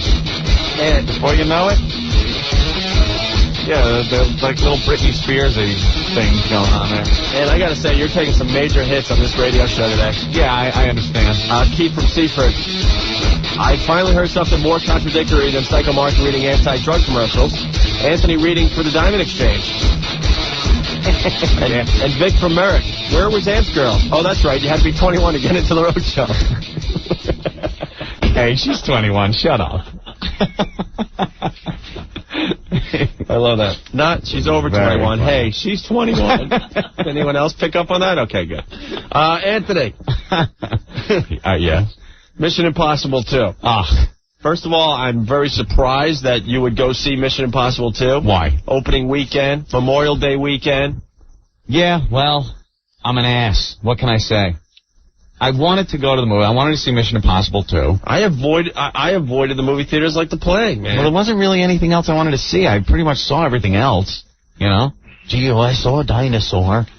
You know, I want to see Mission Impossible 2. I just hate going to crowded movie theaters. And I thought maybe it would be a movie where, I don't know, it would have an ending that would be effed up or something, and the listeners ruin it for us now. It's not even like we do anything to movies anymore. The listeners, all of a sudden, I'll be scrolling through instant feedback, and bam, there's an end of a movie. I'm like, thanks. They're getting us back from the Star Wars and Sixth Sense thing. But there's really no surprise thing in Mission Impossible. Overall, I didn't really like the movie. I didn't get to enjoy the beginning of it. I might come off sounding a little harsh here today, Opie. Okay. Sounding a little, I don't know, politically incorrect. Talk to us, Sam. Talk to us. We're here for you. I went to the Pavilion in Brooklyn. Went to go see Mission Impossible 2. With savages. I'm not ringing the bell. I didn't know I was doing a radio show with Bob Grant today. Savages. I can't believe it anymore. You Gavon, Spachim, savages. Yeah.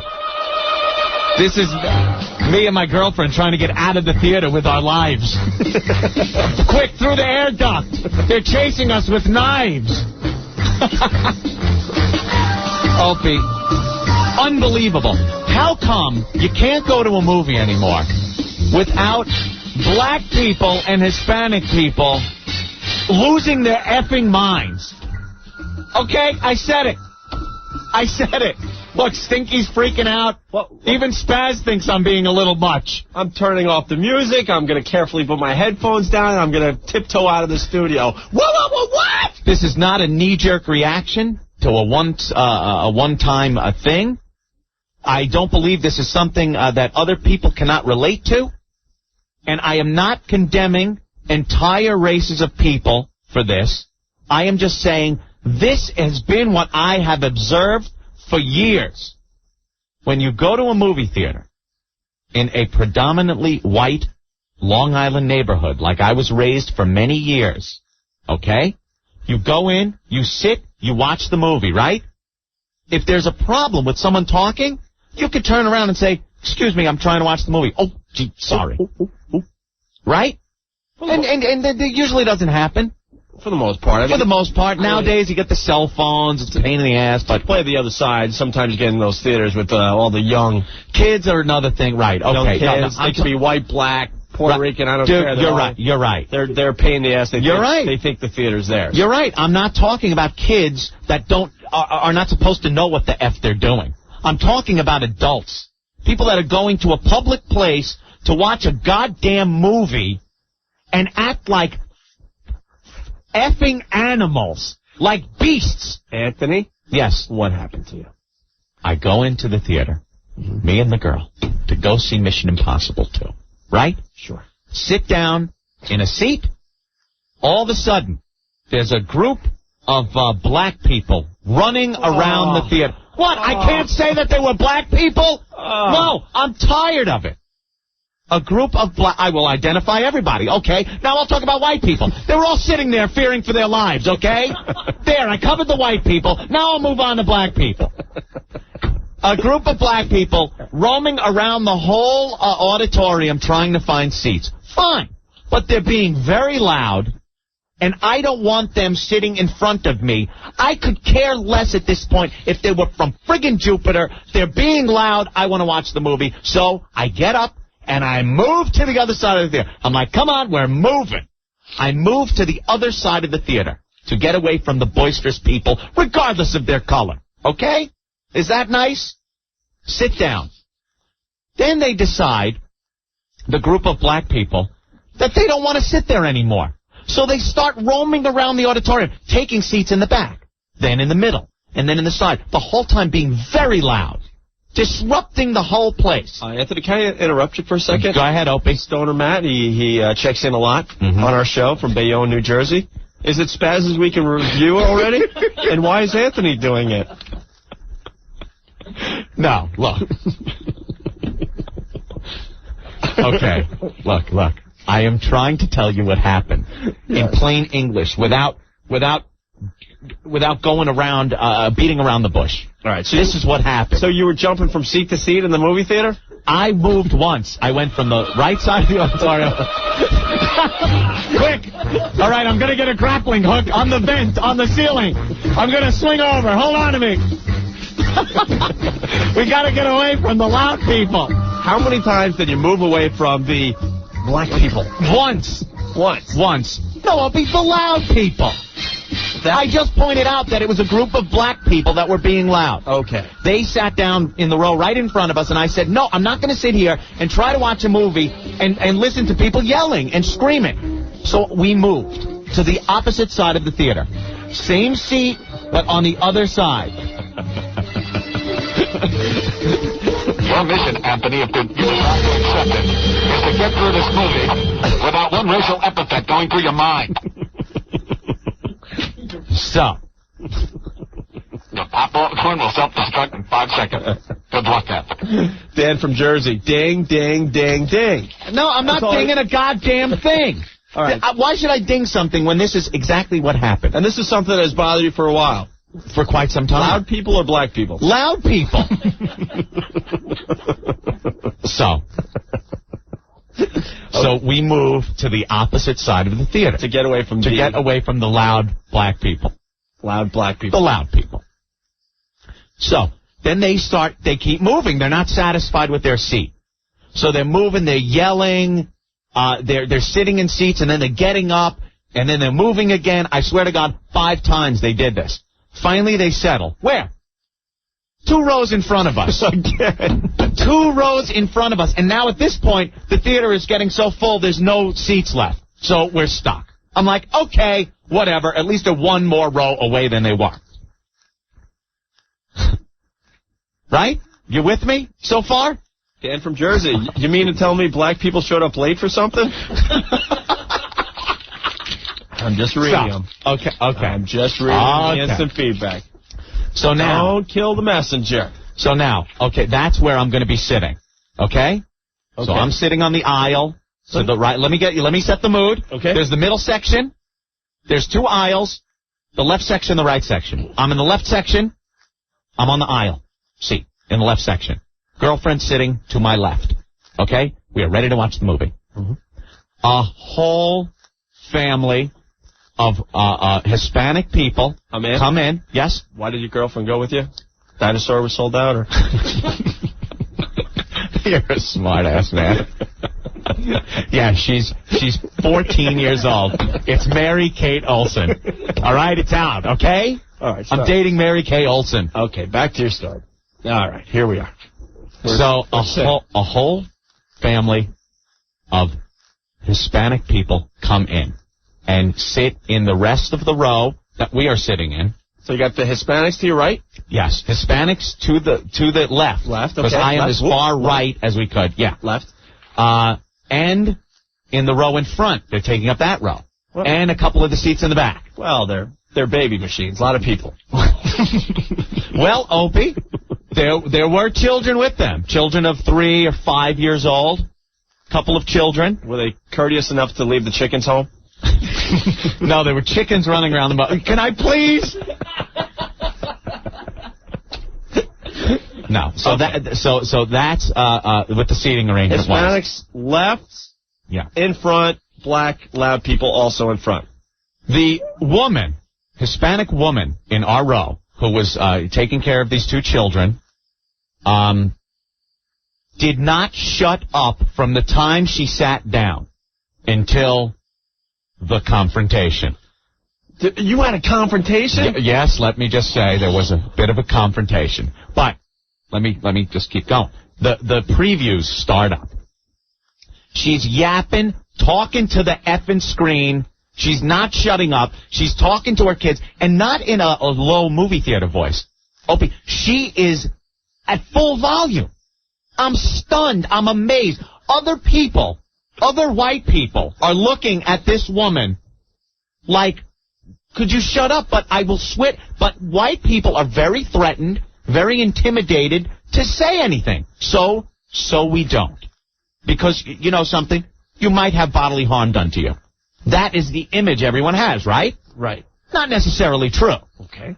Mission Impossible is playing now. Now it's the movie. Now I want to get the story. Did you see the last Mission Impossible? No, I didn't. Okay, I did. I really didn't. You needed a friggin' slide rule and a calculator to keep up with the story. Right. So I don't want someone talking. I want to listen and work with the story. Okay. So you gave up on the reviews, like, whatever, they'll settle down after the reviews. Yeah. Okay. She didn't settle down. All right. She's talking like a mile a minute. Tom Cruise comes on. Here's what she's saying. And this is how she was saying it. There's the man. There's the man. Tom Cruise, there's the man. Oh, look at that S. She's using the S word, every other word out of her effing mouth. Now, oh, look at that S. They'll have a car chase, and like Tom Cruise will almost fly off a cliff or something. Oh no! Walter! He the man! Look at that! Look at that! How loud, really? That loud? Dude, yelling! Yelling. Star Juanita. Star Juanita. Yelling. Yeah! Oh yeah! Look at that! Oh, you bet that. That's what I would do. That. I paid to come in to see this friggin' movie with her yelling. That's what I paid for? Right. No, I wanted to see Mission Impossible 2. The whole theater is looking in our direction. And you know they're just saying, shut the F up! Shut up! But no one had the balls to say No one would say anything. Except? Not me. My girlfriend. That's the worst. Yeah. You get put in the position. Ladies, you put us in bad position. I was close to saying something. When you're the one that does the confrontation thing. So, go ahead. Yeah, she turns and goes, do you think you could be quiet? So she said, do you think you could be quiet? Yeah. Well, at this point. That's just not the So right now I'm like, okay, now I go into assess the situation mode. Yeah. I'm looking. I got an entire family of Puerto Ricans to my left. They're taking up 3 rows. I am with my girlfriend.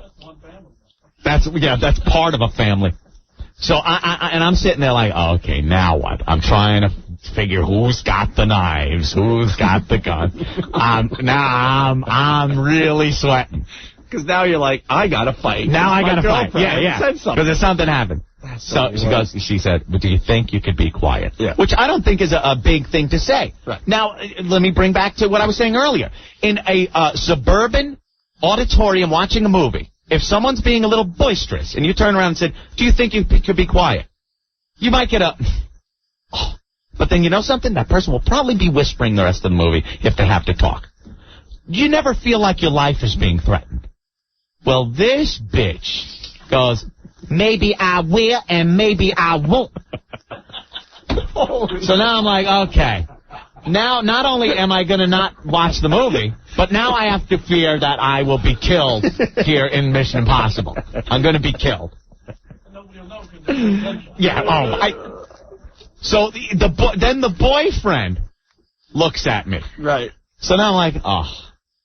So now my girlfriend turns, maybe seeing there's danger in the air, maybe detecting my nerves are a little rattled at this point. There's an entire Hispanic family getting geared up. She turns and goes, "Can you just shut the F up?"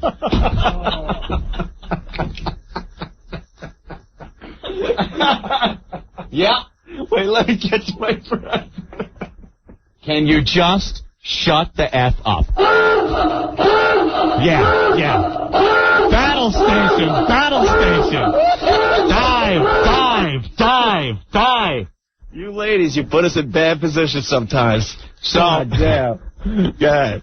So, yeah. The Enola Gay has just left the tarmac. A deadly cargo. In a belly. Colonel Tibbets. At the helm. So, yeah. Could you shut the F up? So I'm like, oh. So now the chick stands up. The Puerto Rican lady stands up. The boyfriend turns to me and goes, "Oh, now you put her in battle mode." Like she's a friggin' transformer. I put her in battle mode. Even he went like, "Oh, that's it. Nothing I can do. She in battle mode." Oh, well, how do you turn it off? Is an off switch on the battle mode? Is she married to a black guy, Anthony? No, it was just another Hispanic guy. All right, But let me say the accent, the inflection on the voice sounded very black. Okay. It wasn't like it was a mixture between the Hispanic black dialect. Yeah. I think you would call that, Opie. Okay, go ahead. So I'm like, oh boy, okay. So she steps over and goes, You, in this part, I had to bite my tongue from laughing with the fear in me. I almost laughed at this. She turns around and goes, "Why you using that kind of language in front of," Opie, she was about 28 years old. Okay. "In front of my grandkids." The blood dripping off of my tongue from where I had to bite it to keep from laughing my cracker ass off. Meanwhile, she was like, "It's this, oh, Tom Cruise, he the man, F. That kind of language in front of my grandkids. The kid's 5 years old. Do the math. Wow. I'm roaring. She goes, "I ought to slap your face." I go, oh boy, here it comes. So now I'm leaning over. Because my girlfriend's to my left at this point. She's between them and me. Yeah. So So now I lean over and I'm looking at her hand because if she has to swing it, I have to grab the hand, which means the boyfriend has free reign to just punch me in the face. So I'm like, okay, now I'm like diplomacy. Look.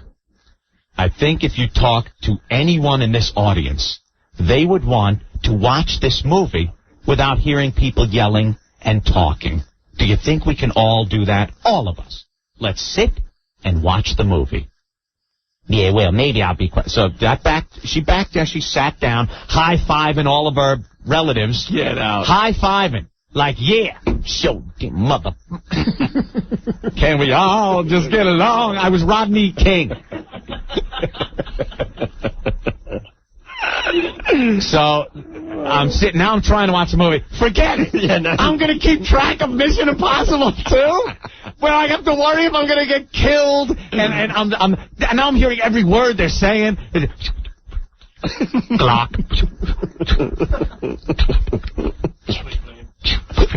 Switchblade. So I'm just like, oh, this is it. Yeah. I go, no, let's go. I go, let's go. I'm getting out of here. I am going to get the money back that we paid to get in here. And before we leave, I will say to an officer outside that I believe somebody has a gun in Theater 1, row 4 to the left. Let them handle the fun and hijinks that happen after that. The manager said, well, another Mission Impossible is starting up in Theater 2, so you could go in there. I'm like, okay, let me give this a whirl. I walk in, it's almost empty, quiet, watch the whole movie from the beginning without a peep. It was great. But I was so friggin' pissed. I escaped from Theater 1, Opie. We made our way through the air ducts and dropped down on some contraption with pulleys so we didn't touch the floor. And then we had a motorcycle chase through the lobby. Unbelievable. But this just leads me to my whole statement that I was making in the beginning of this. This isn't the first time this has happened. This will not be the last time this has happened. There is something that is just happens to people of certain ethnic backgrounds in movies, especially action movies like Mission Impossible. They gotta yell at the screen. She was, Opie, yelling. Does she, and I'm trying to get into her head thinking, does she think she's so important and that everybody wants to hear what she has to say to her friggin' grandkids and her penis of the month that she's got next to her and whatever else in her family, that it's that important what she has to say that I paid $9 to get in and listen to that? To listen to that C-word babble over a friggin' movie? And it's not the first time. And I swear to God, there's plenty of yarmulkes in that audience, too. It's Brooklyn. It's Brooklyn. And I don't have a problem. They're not, you know, oy vey, look at Tom Cruise. No. Yeah, that is hilarious. But people, and you know something? You want to break down the barrier. You want to say everything's fine. We can address the issue and say, do you think you could be quiet? Maybe not shut the F up, but, you know, turn around and say, hey, you know, I'm trying to watch a movie here. We don't want to hear you talk, but you know something? You will be threatened with violence if you do that. White people. Hear me, white people. You will be threatened with violence. There's a guy on the line. He goes, I have a dream today that we can watch Mission Impossible without people yelling to their grandchildren in penis of the month. Now call me what you want to call me. I know I'm going to hear it. But what am I supposed to say? This is what I see. This is what I have seen over the years. Anthony Joker from Jersey checking in. Anthony, if you want to avoid black and Hispanics, go to a bookstore. Now I'll ring the bell. All right, we got to take a break, obviously. Unbelievable. And because of your little tirade. Joe from Jersey. As our boss would say. $9, and it must have been $4.50 for his girlfriend. Shut up. After your tirade. Yes. Our boss likes to say tirade. Tirade. The phones are just absolutely... Yes, they're going crazy. So why don't we take a quick break and we'll let everyone in on this little discussion. Okay, Anthony? Bravo. I need a drink. That's a great little Now story. I need a drink. 212-757-1027. I feel stupid, oh so stupid. I feel stupid and dumb. Opie and Anthony. We've got a smile on our face and our head up our ass. 1027 WNEW. Yeah. Paul E. from Lawrence, Mission Impossible 3, A Quiet Theater in Brooklyn. Anthony, Ranch One Restaurants, the makers of the best grilled chicken sandwich on earth. Oh, I love it! I love Ranch One! Best game in a minute! Yeah, Ranch One brought a ton of food by once again today. Once again, Opie. What do they do, once a week? Yes. I can't figure out what day they do it on, though. I'm always buying lunch on Tuesdays when it comes. You know, a lot of us concentrate on the great grilled chicken sandwiches they have, but how about the French fries? Oh, get some of their fries. They're very good. They're great. Yeah. They got the grilled chicken sandwiches, the best on earth, fajitas, burritos, grilled chicken salads and pastas, and the newest creation, the grilled chicken parmesan. Something for everyone at Ranch One. Yeah, they have restaurants all over New York and New Jersey and Connecticut, including most of the major mall areas. For a menu and complete list of all Ranch One locations, to order for fast free delivery, or to check out where you can get your WOW stickers. Yes. Check out Ranch One on the web at ranch1.com. Ranch One, the best grilled chicken sandwich on earth. Try it today. You'll love it. Yeah, and you can get the WOW stickers at participating Ranch One locations. So if there's one in your area, you know, stop in and see if they got the WOW stickers, okay? Mm-hmm. Ranch One Restaurants, the makers of the best grilled chicken sandwich on earth. Let me let you ladies in on something. Oral never gets old. Opie and Anthony. Their brains are in their pants. 1027 WNEW. 212-757-1027. We're doing another WOW sticker stop today. We're at Strauss Discount Auto, 14th Street and Avenue C. Psycho Mark's there. Let's check in with him real fast. Psycho Mark, what's going on? Hey, everybody. How are you? Hey, man. Very good. Good.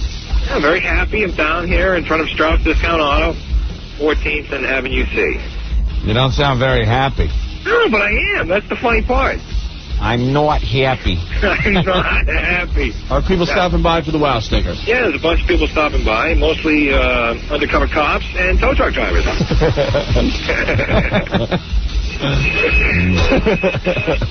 All right, man. Anything else? No, that's it. I've got the invisible sloth with me. Why are you pissed at me, man?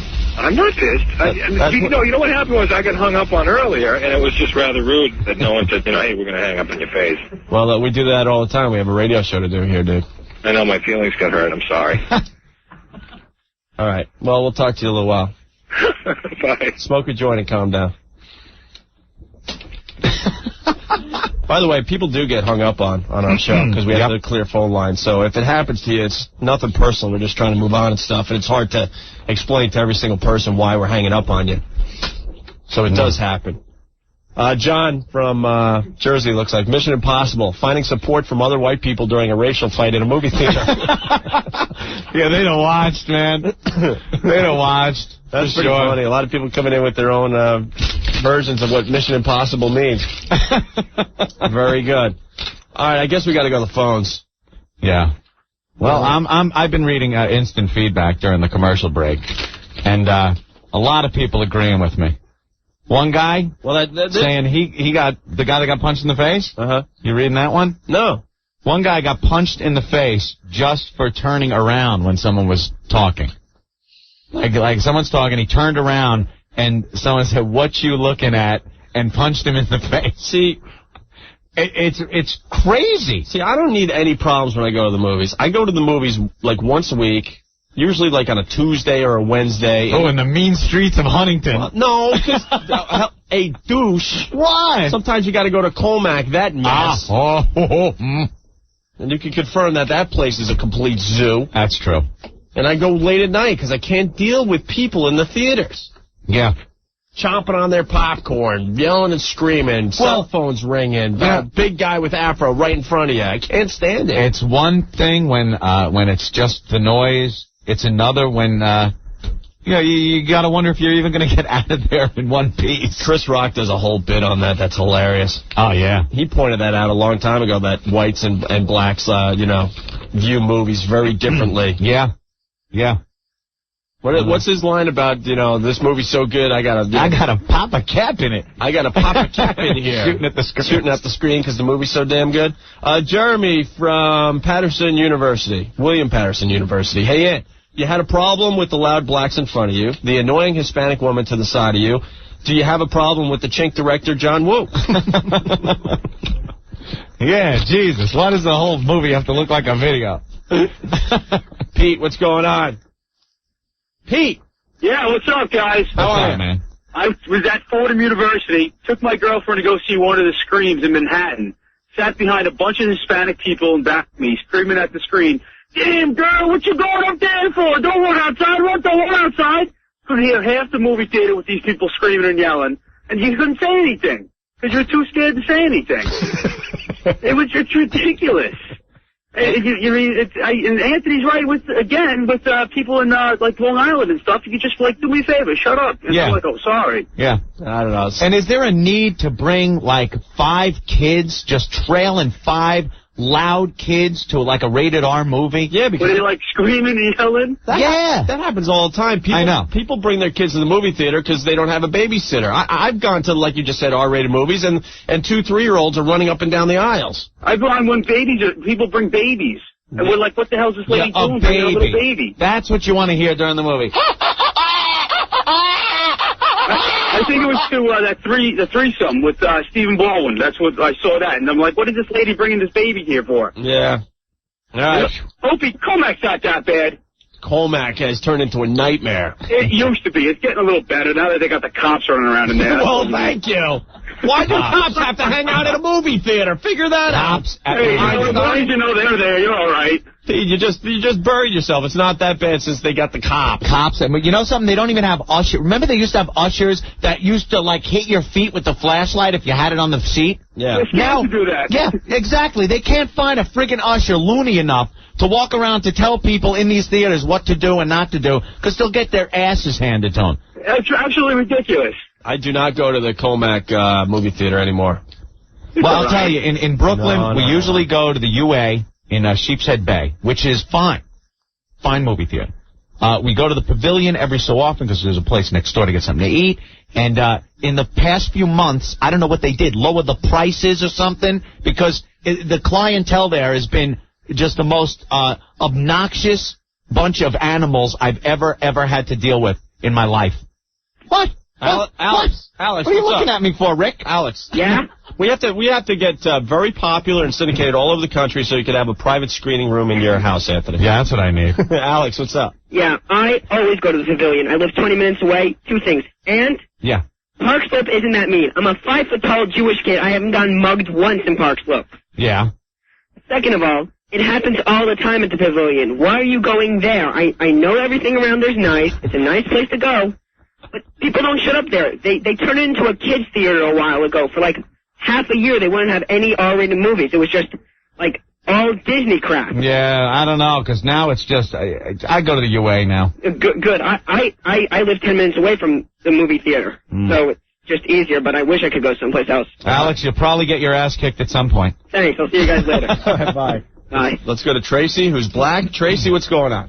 Hey, Anthony. Hey, Opie. Yo. Don't feel bad. It helps us black people do. Oh, yeah? You just got to act up like Opie. You should have said shut up just like Opie does all the time. Oh, yeah. You should have just wild out. Don't feel bad. I don't even go to the movies at night anymore. Yeah, see? I mean, what? You know something? I go to 86th Street in the daytime. And that seems like fine to you? That's like something annoying. that it doesn't strike you as maybe it shouldn't have gotten to this point? It shouldn't have. Not to the movies. It's just like Opie said, police in the movie theaters. Never heard of it. Yeah, that's not good. And violence is not the only. I mean, I've had a girl try to attack me in a movie theater, and I just got down for mine. I don't handle it. Man, Tracy, how bad has it gotten that even black people are scared? It's gotten so bad that you don't even know if you're going to be a blood or a crip that night. I'm sorry. That's how bad it's gotten. You want to be a Latin king in the middle sometimes. That's funny. That's bad. All right. God, take care. Thank you, Tracy. All right, baby. Bye. Yeah, bon yeah. John Rocker from Midtown checking in, Anthony. John Rocker. Are you sure you weren't on the number 7 subway instead of the movie theater? Okay. I'm trying to... I was so friggin' pissed. Let me see. I'm trying to see which ones I could go to here. There's just some brutal calls coming in. Angela. Hey, what's up, guys? Hey. Listen, I'm a school teacher. I got one thing to tell you, man. It starts early in the childhood. I don't show movies in class anymore because they don't shut their mouths. You think 5 kids is a lot? You got to hear 30. Going at it like you have no idea. Yelling at the screen in my classroom, guys. I stopped showing films, and until I said something one day. First of all, I'm a white Italian guy in a Brooklyn school. So already there's tension. And then I said something one day. I said, don't you people know that your brain hears you? You don't have to voice everything? And all of a sudden... Your brain hears you. Guys, I swear to God. Guys, I just got my tenure, and they put a letter in my file about it. Why? Because it was something that somebody brought up to the principal, who happens to be a young black guy. So it was all over. The guy yelled at me, then he closed his office door, and I heard him laughing his ass off. Unbelievable. But picture a classroom of 30. Yeah. Unfreaking believable. I got one more thing to tell you, if you give me the time. Yeah. I had my good students take about 100 copies of WOW signs outside and tape them to all the old ladies' cars in the parking lot. Cool. They came in the next day furious that some students played a joke on them, but it was really me. All right, cool. Anyway, take care, guys. Syndication where you can go to a movie in Brooklyn and enjoy it. All right, Angelo, thank you. You know, I'm not saying that, because I know I'm going to get, like, hell for this. I'm not saying every black person or every Hispanic person is a problem in the movie theater. That's ridiculous. But there is a disproportionate number of blacks and Hispanics that are a problem in the movie theaters.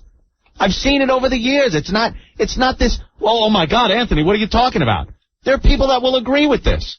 And I don't understand why you can't just shut up and watch the friggin' movie like everyone else. And the second you turn around and say something, I swear to God, you're the a-hole that is going to get your ass handed to you. You just want to see Mission Impossible. What is the problem? Oh, man. Eric, what's going on? Hey, how's it going, guys? Great. I'm just curious. I just moved to Comac in, like, September.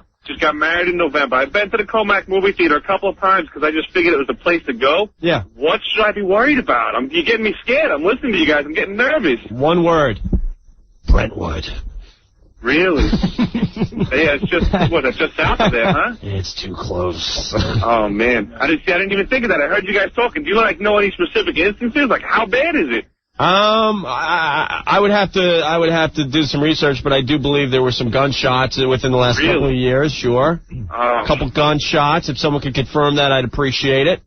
I don't want to talk out of my butt today. I hear you. And they do have police all over the place patrolling the damn thing. So I guess it's gotten better, but I went there on a Tuesday or Wednesday. I didn't see any cops. I saw some rinky-dink security, but I did notice the place was a ghost town. And that kind of made me think. I was like, hey, There you go. I just figured we picked a good night. There you go.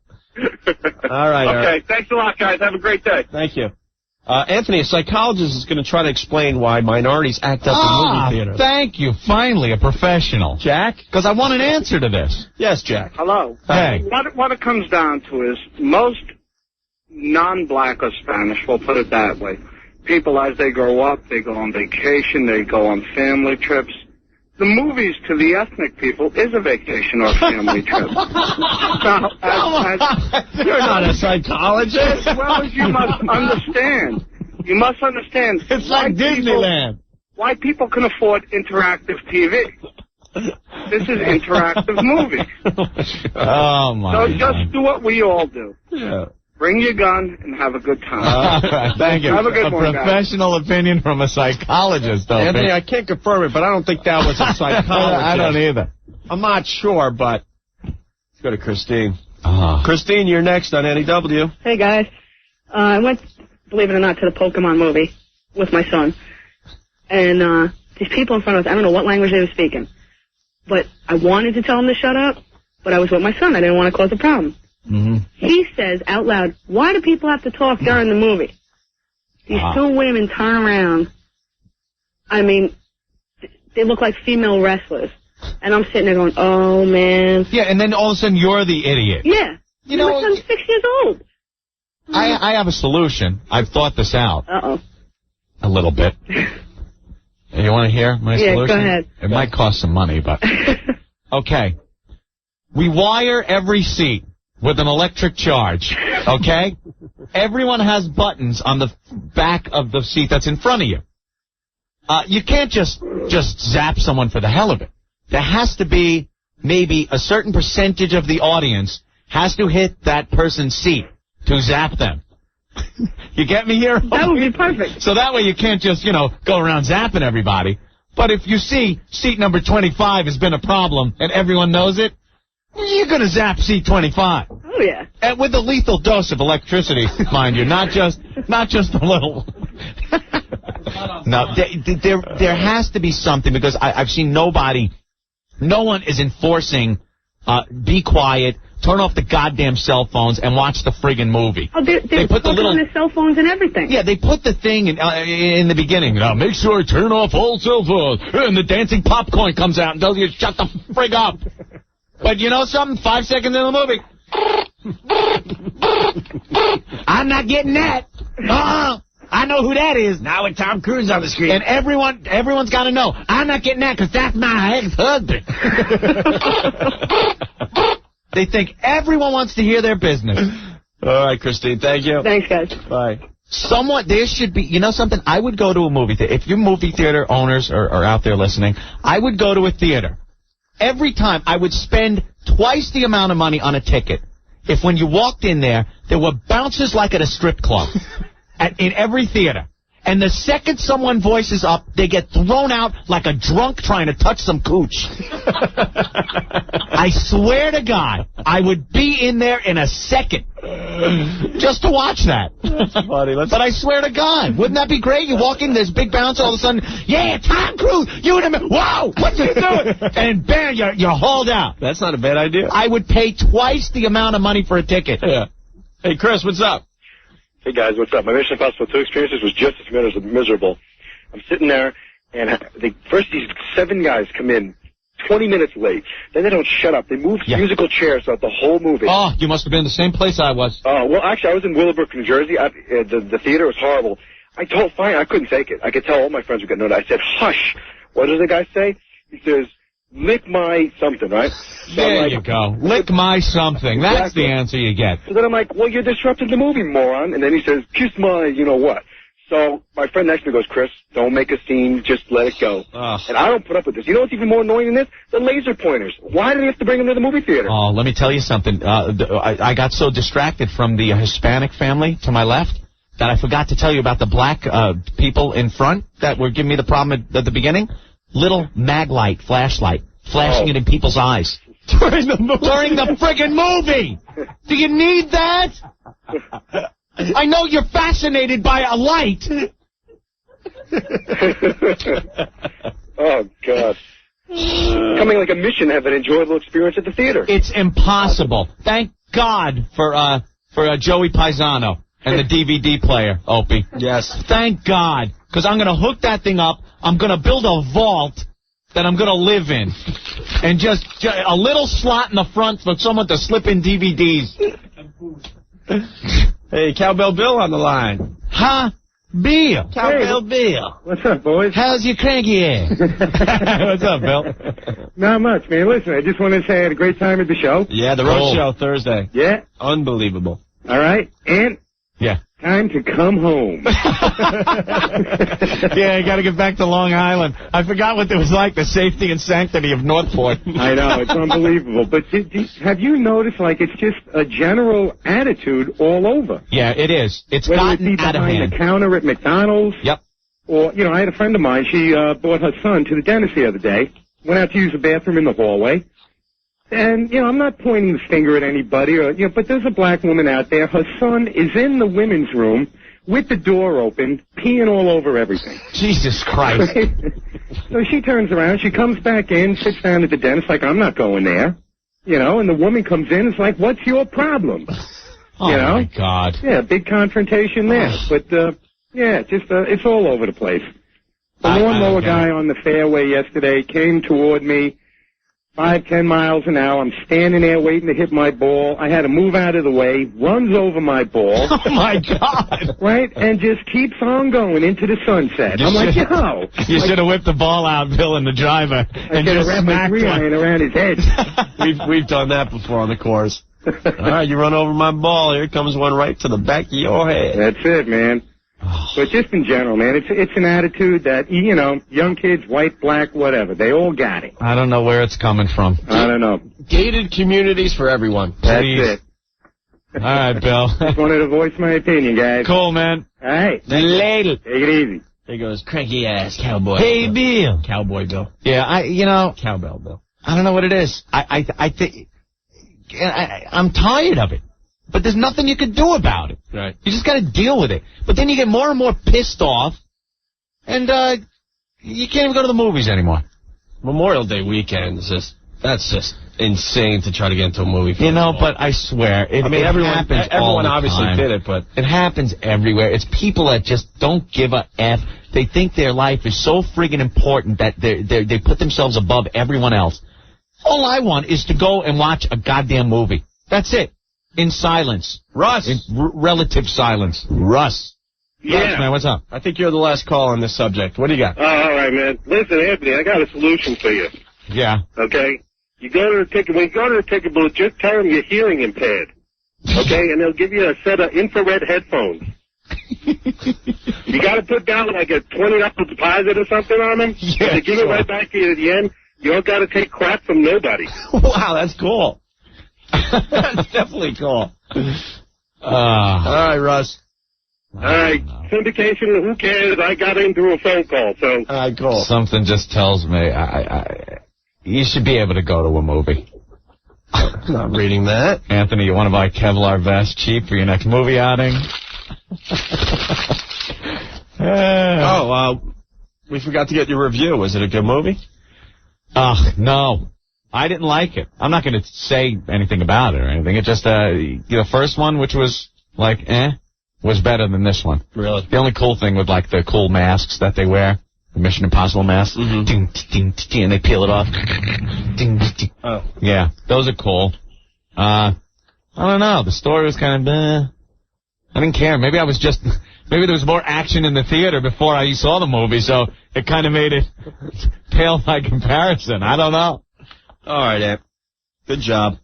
You know, there's no way, my final statement. Yeah. There's no way any group of people of any ethnic background is going to get respect and be treated like a friggin' human beings if you don't act like them. That's it. You can't force a group to like another group or respect another group. They have to earn it. And from what I'm seeing, nothing's being earned. Thank you, as far as the movies go. Ed? Yes, Opie. You didn't go to Wendy's after the movie, did you? I knew it. Look at you people. All right, let's regroup. We're done with... We're done with the wacky movie theater. You want to give out Red Hot Chili Pepper tickets or wrestling tickets? I like that wrestling. You want the wrestling this hour? All right, we'll do the Red Hot Chili Peppers in the 6 o'clock hour. But right now, if you're the 10th caller at 212-757-1027, you get a pair of tickets to see the WWF June 24th at the Garden. Powered by Opie and Anthony. Owned by Infinity Broadcasting. This is 1027 WNEW, New York. 212-757-1027 as Cold Chamber kicks in here real fast. Yeah. Let's say hi to Gorilla Boy. How we doing? What's up? Used to be known as Jeff Norris. He's now known as Gorilla Boy. Gorilla Boy. Thanks to Otto and George. Gorilla Boy bringing in his pictures from the road show. These are very nice, but it was quite a skeptical getting these developed at CBS. I'm wondering how many people are having trouble getting their pictures back. I did. How many people are getting arrested? I had a rough time. And this was kind of machine that's right behind the counter by the pharmacist. Oh, displays? Like people could just walk by. The picture facing out, so there was a lady in front of me. So she sees a picture like there's one of Trish in her bikini, and she sees a picture of Otto, so they don't get too bad. But then when they have pictures of like the fun bags and the whale eye shot and everything, she goes, "Oh my God, this place is..." So the guy goes, "Why don't you tell me they're on there? I can't develop them." I'm like, "Calm down." I go, "Listen," I said, "they're from Opie and Anthony's road show."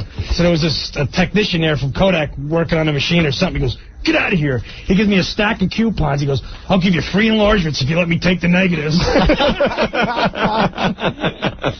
It was wild, man. It was a great weekend. Yeah. There were hundreds of cameras there. Hundreds. There's got to be... It was nuts. Thousands. I mean, 50,000. There's got to be... Thousands of pictures. Sure. Yeah. Way more than thousands. Huge. Just huge. Ridiculous. I was like sliding into home base between the legs taking pictures and stuff. We're trying to get a hold of Steve from FoundryMusic.com because he's only gone through half the videotape so far for the road show. I think he's got 30 clips up right now. I think he has all the shots that I have because you could see his camera and some of the pictures right behind him. So we were kind of a tag team that day. All right. Let's go to Getz. Getz, what's going on? What's up, guys? Perfect opportunity for a live shot. What are you talking about? For the psychopaths. What are you talking about? You got a guy hanging off of a building on First Avenue and Delancey Street. Every news crew is over there. Oh, yeah? Get out of here. The guy's hanging from the building? The guy, if you put on any news station, the guy's wearing red pants, hanging off the side of the building. The cops are there trying to talk him down. He's pissed because he missed the road show. I'm a truck driver. I just drove by there, man. Can anyone else confirm this? Is it on TV? I just heard it on 1010. That's why, I was looking over there. I was sitting there in traffic, turned on 1010 for a second. What is the guy just hanging from his hands, or what? The guy is literally, like he was climbing a rock wall. He's hanging off the side of the building. Whoa.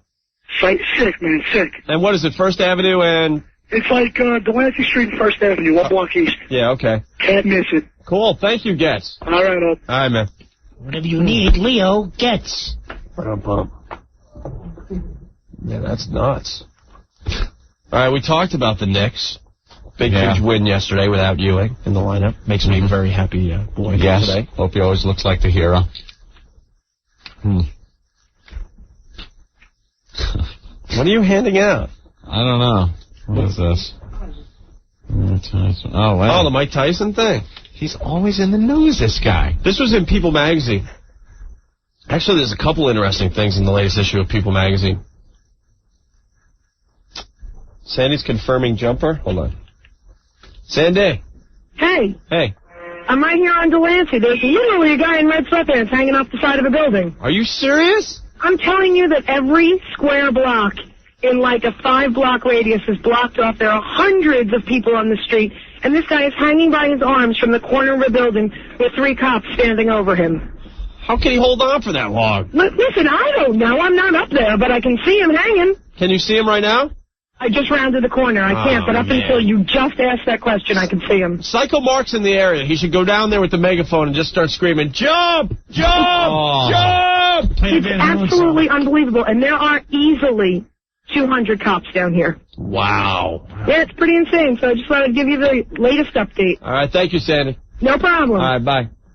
Gotta get some live wows on TV today. Oh, yeah. Some guy getting splattered. They should have a wow trampoline from the jump into.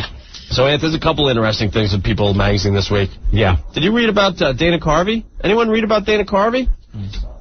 I wondered, like a lot of people, where he's been lately. Yeah. He's had some heart problems. He's only, 42 years old or something. Yeah. A few years back, he was having all sorts of chest pains and stuff. Mm-hmm. So he goes in for that angioplasty that Regis had, you know. Sure. He had it done 3 or 4 times. 3 or 4 times, and he still had the chest pains. It was bad. So they finally decide he needs some bypass surgery. He needs, I think, 2 arteries cleared out. What, did they have, pizza cheese in his bottle when he was a baby? I don't know. 42 when you got the heart problems. Dude, this gets sick. So they got to do the bypass on 2 of the arteries. I'm looking at the TV, sorry. All right. So he doesn't go to, a place where his doctor said to go. He decided to have the operation closer to home, and he goes into this hospital and gets it done. Mm-hmm. So after the operation, he's starting to feel good. But quickly, a couple of weeks, and he's right back having the chest pains and stuff. And he's like, what the hell's going on? I had the angioplasty. That didn't work. I had the bypass surgery. I should be fine now. I'm 42, right? Goes to his doctor. Turns out they did the bypass on the wrong artery. Oh, no way. They did it on the good one? They did it on the good artery. Oh, man. So they took a good artery. They effed up one of his good arteries. God. Oh. And still the bad he still got the bypass, so now, it's clear, but it's not like having your good, strong artery in your heart, because they got to use the artery in your leg, which isn't as strong. He's awesome. And they said, besides that, they said he could have died because, everyone was assuming he was clear and everything. He's going back to running and stuff, still having the chest pains. He could have dropped dead of a heart attack. Whoa. How sick is that? That is wild. It stinks. He's great, too. So, there's a whole article in People magazine about the surgery and how he's suing everybody, which I'll sue everyone. I'll sue. And how he's finally back, but that was the reason why he hasn't been around lately. Chopping broccoli. Isn't that nuts? Doing the bypass surgery on the wrong artery, a healthy artery? Yeah, we got people that are in the office across from the jumper. Yeah. Is that true? Let's go to Stu. I don't know. Stu, what's up? Hi, I'm working right across the way from that place. The guy's hanging and screaming. I can't really hear what he's making out, but he's definitely there. He's saying, okay, terrific. Right. He's saying, okay, terrific. He's good. There's no way he's not going to fall, though. He's got to. I'm over here now. Well, this is radio. Explain this to us. He's just hanging by his fingers? He's hanging. The cop looks like he's trying to hold him from the top. Trying to what? Try and grab onto his arm so he doesn't fall. But if he falls, that cop's going down with him. Oh, if you want to jump, take out your own life. Don't take out a cop's life or someone else's life. They should just let him go. How can he hang on for this long? I know I couldn't, he's hanging from a corner ledge? Yeah, but it's sometimes up on the corner you got the window washing scaffolding, so he might be on a wire or something. Who knows? All right, let him jump. Hey, for Red Hot Chili Peppers, try to guess when the guy jumps. And you could see him plain and clear. Oh, yeah. Man, all right, hold on the line. How many stories up is he? I guess that's a 6 or 8 story building. Yeah. That'll leave a mark. Yeah. Something like that. And he's screaming? Not really. He's yelling something, but I don't know if he's... Can't really make out what he's saying. Can you open a window? These windows don't open. What are you kidding? They'd rather let us die of... Break one. Of the fumes from the building. I want somebody in a building right near him that has an open window so we could hear him yelling. Yeah. I want to hear him scream on the way down. That's our goal right now. You should just send Psycho Mark down there. Stu, hold on. I'm going to keep you on the line, all right? Sure. Hold on. A cop wants to confirm this. Bobby! Yo, what's up? What's going on? What's happening? Listen, he is hanging off the building, but there's airbags everywhere. So if he falls, it's no big deal. Oh, they got it. They got airbags? Everybody's up there. Everybody and their grandmother. So what? Tell anybody that's going there, just don't. Because too many people are over there. What Psycho Mark in the building next door could be kind of fun. So what have you found out? Why is he hanging? And what is he yelling? They tell us a lot, but they don't tell us that much. He just was hanging off the roof. The call comes over the radio and everybody and their grandmother went. Man. I heard that he's pissed because he couldn't see Mission Impossible 2 in a quiet movie theater. I think he's pissed because he got disturbed over Memorial Day weekend with a beeper in the movie theater. Yeah, it has to be it. Listen, look, there's a lot of airbags. If he goes, he goes. All right, Bobby. Listen, greetings. Thank you. Later, guys. Bye. No, Stu didn't say anything about that. What? Hey, Stu. Yeah. There's airbags on the ground? Yeah, now I see they're blowing them up pretty furiously. If the guy had any balls, he'd jump before they filled him. It's let him go. Hey, Stu. Yellow. Stu. This guy sounds like he's in his car, Yeah, not in an office building. What is your office building moving into the Holland Tunnel? Stupid. See if you can get him back. That's a moving car phone. I think he's lying. Stupid. Yeah, it's Mark Dannon from Channel 2. Very good. No, nothing on the TV, though, huh? Yeah. It's a tough area to get down to. It's in the middle of nowhere. Well, oh, my God, look how old she's getting. Who is she? Michelle Marsh. Stu. He's in a car. God, she looks like they powdered her face up like one of those Chinese geisha girl things. Oh. Hell. Yeah. Ugh. Know who's getting really old? Huh? Bill Butel. Put him out of his misery. Is what he are you guys dead? doing? I thought he was dead. The guy is so old. He doesn't have any voice left. Bill Butel. We've been watching him ever since we were, what, 4, 5? Long time he's been on TV. His voice is so weak. I'm a huge liver spot. I'm just a giant liver spot. All right. Well, now everyone's calling about the jumper. Yeah. Yeah, is it the same guy that jumped at the Yankee game over the weekend? Did you see that? It's pretty funny. The guy definitely jumped on purpose, knowing that he could, hit that net. Yeah, and then the ump was just like, F him, play. Right, they kept playing. Just keep playing. Screw this guy. He laid there for a while. Yeah. And then he gets up all drunk. Only in New York. I got to say, Ed and I were in Boston this weekend. That guy made New York look so bad. Everywhere I went. I know. You see that stupid idiot at the stadium? You see a guy playing with Yankees in his socks? Right. He got drunk. He was caught. Fell into the net. He's jumping into the net. He's wicked bizarre. They hate the Yankees up there. Oh, my God, do they hate them. They were chanting it at one point at the Foxborough Stadium for the concert. Yeah. Yankees suck. It's like, yeah, sure. Okay, sure. That's like, that's like chanting air sucks. You know? I mean, you can say whatever you want, but it rules. It kicked your sorry Red Sox ass. That's all. Yeah, Yankees suck. Yeah, sure. Yeah, water, food sucks. Eat me. Anthony, we can't confirm this, but someone's saying it's Steve Mason hanging from that building. Oh, man. Of course, can't confirm that. And now that people have found out it is Steve, they're starting to just leave the area. He's screaming, but no one seems to be listening. He got fired from doing mornings here, in case we had some new listeners, and he was bragging about how he's got this brand new syndicated show that's going to be heard all over the country. Sue pushed him. That syndicated show has already been canceled. Ouch. That's got to hurt. Bill Butel has slowly turned into the new Roger Grimsby. He is. Remember when we were kids, Roger Grimsby was the old guy? Yeah. and he finally died. And Bill Buttell is like the young, hip anchor man. Now he's like Roger Grimsby. Roger Grimsby. Roger Grimsby. Look at my liver spot. It's just one. It covers my whole body. And this just in, the jumper. Yeah. It's being reported that it's Psycho Mark trying to get on another radio show.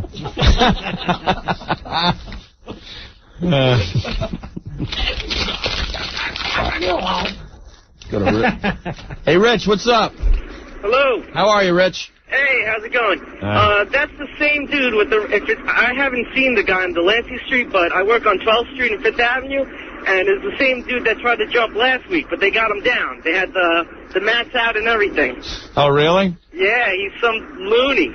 I say let him jump. Somebody should stick a knife in the balloons and let him jump. Yeah, if you do it once and they save you, if you want to do it again, they ought to just let you. Look you up. Yeah, communication when the guy jumps. All right, very good. Later. I mean, after a suicide attempt like that, you're obviously probably given the best psychological care that you can get right after it. On our money. Yeah, on our money, thank you. And if it doesn't work, I mean, what does he have to look forward to? Just let him do it. Who cares? Where's Mel Gibson when you need him? Thin out the herd, yeah. You want to jump? You want to jump? That is such a sick scene. All right, let's do it. Come on, let's go. I want to go. Someone's saying it's Scott Muni, tired of 2 for Tuesday already, and he's jumping from the top of the Q104 building. This just in, and it's a black girl, but he's too lazy to actually jump.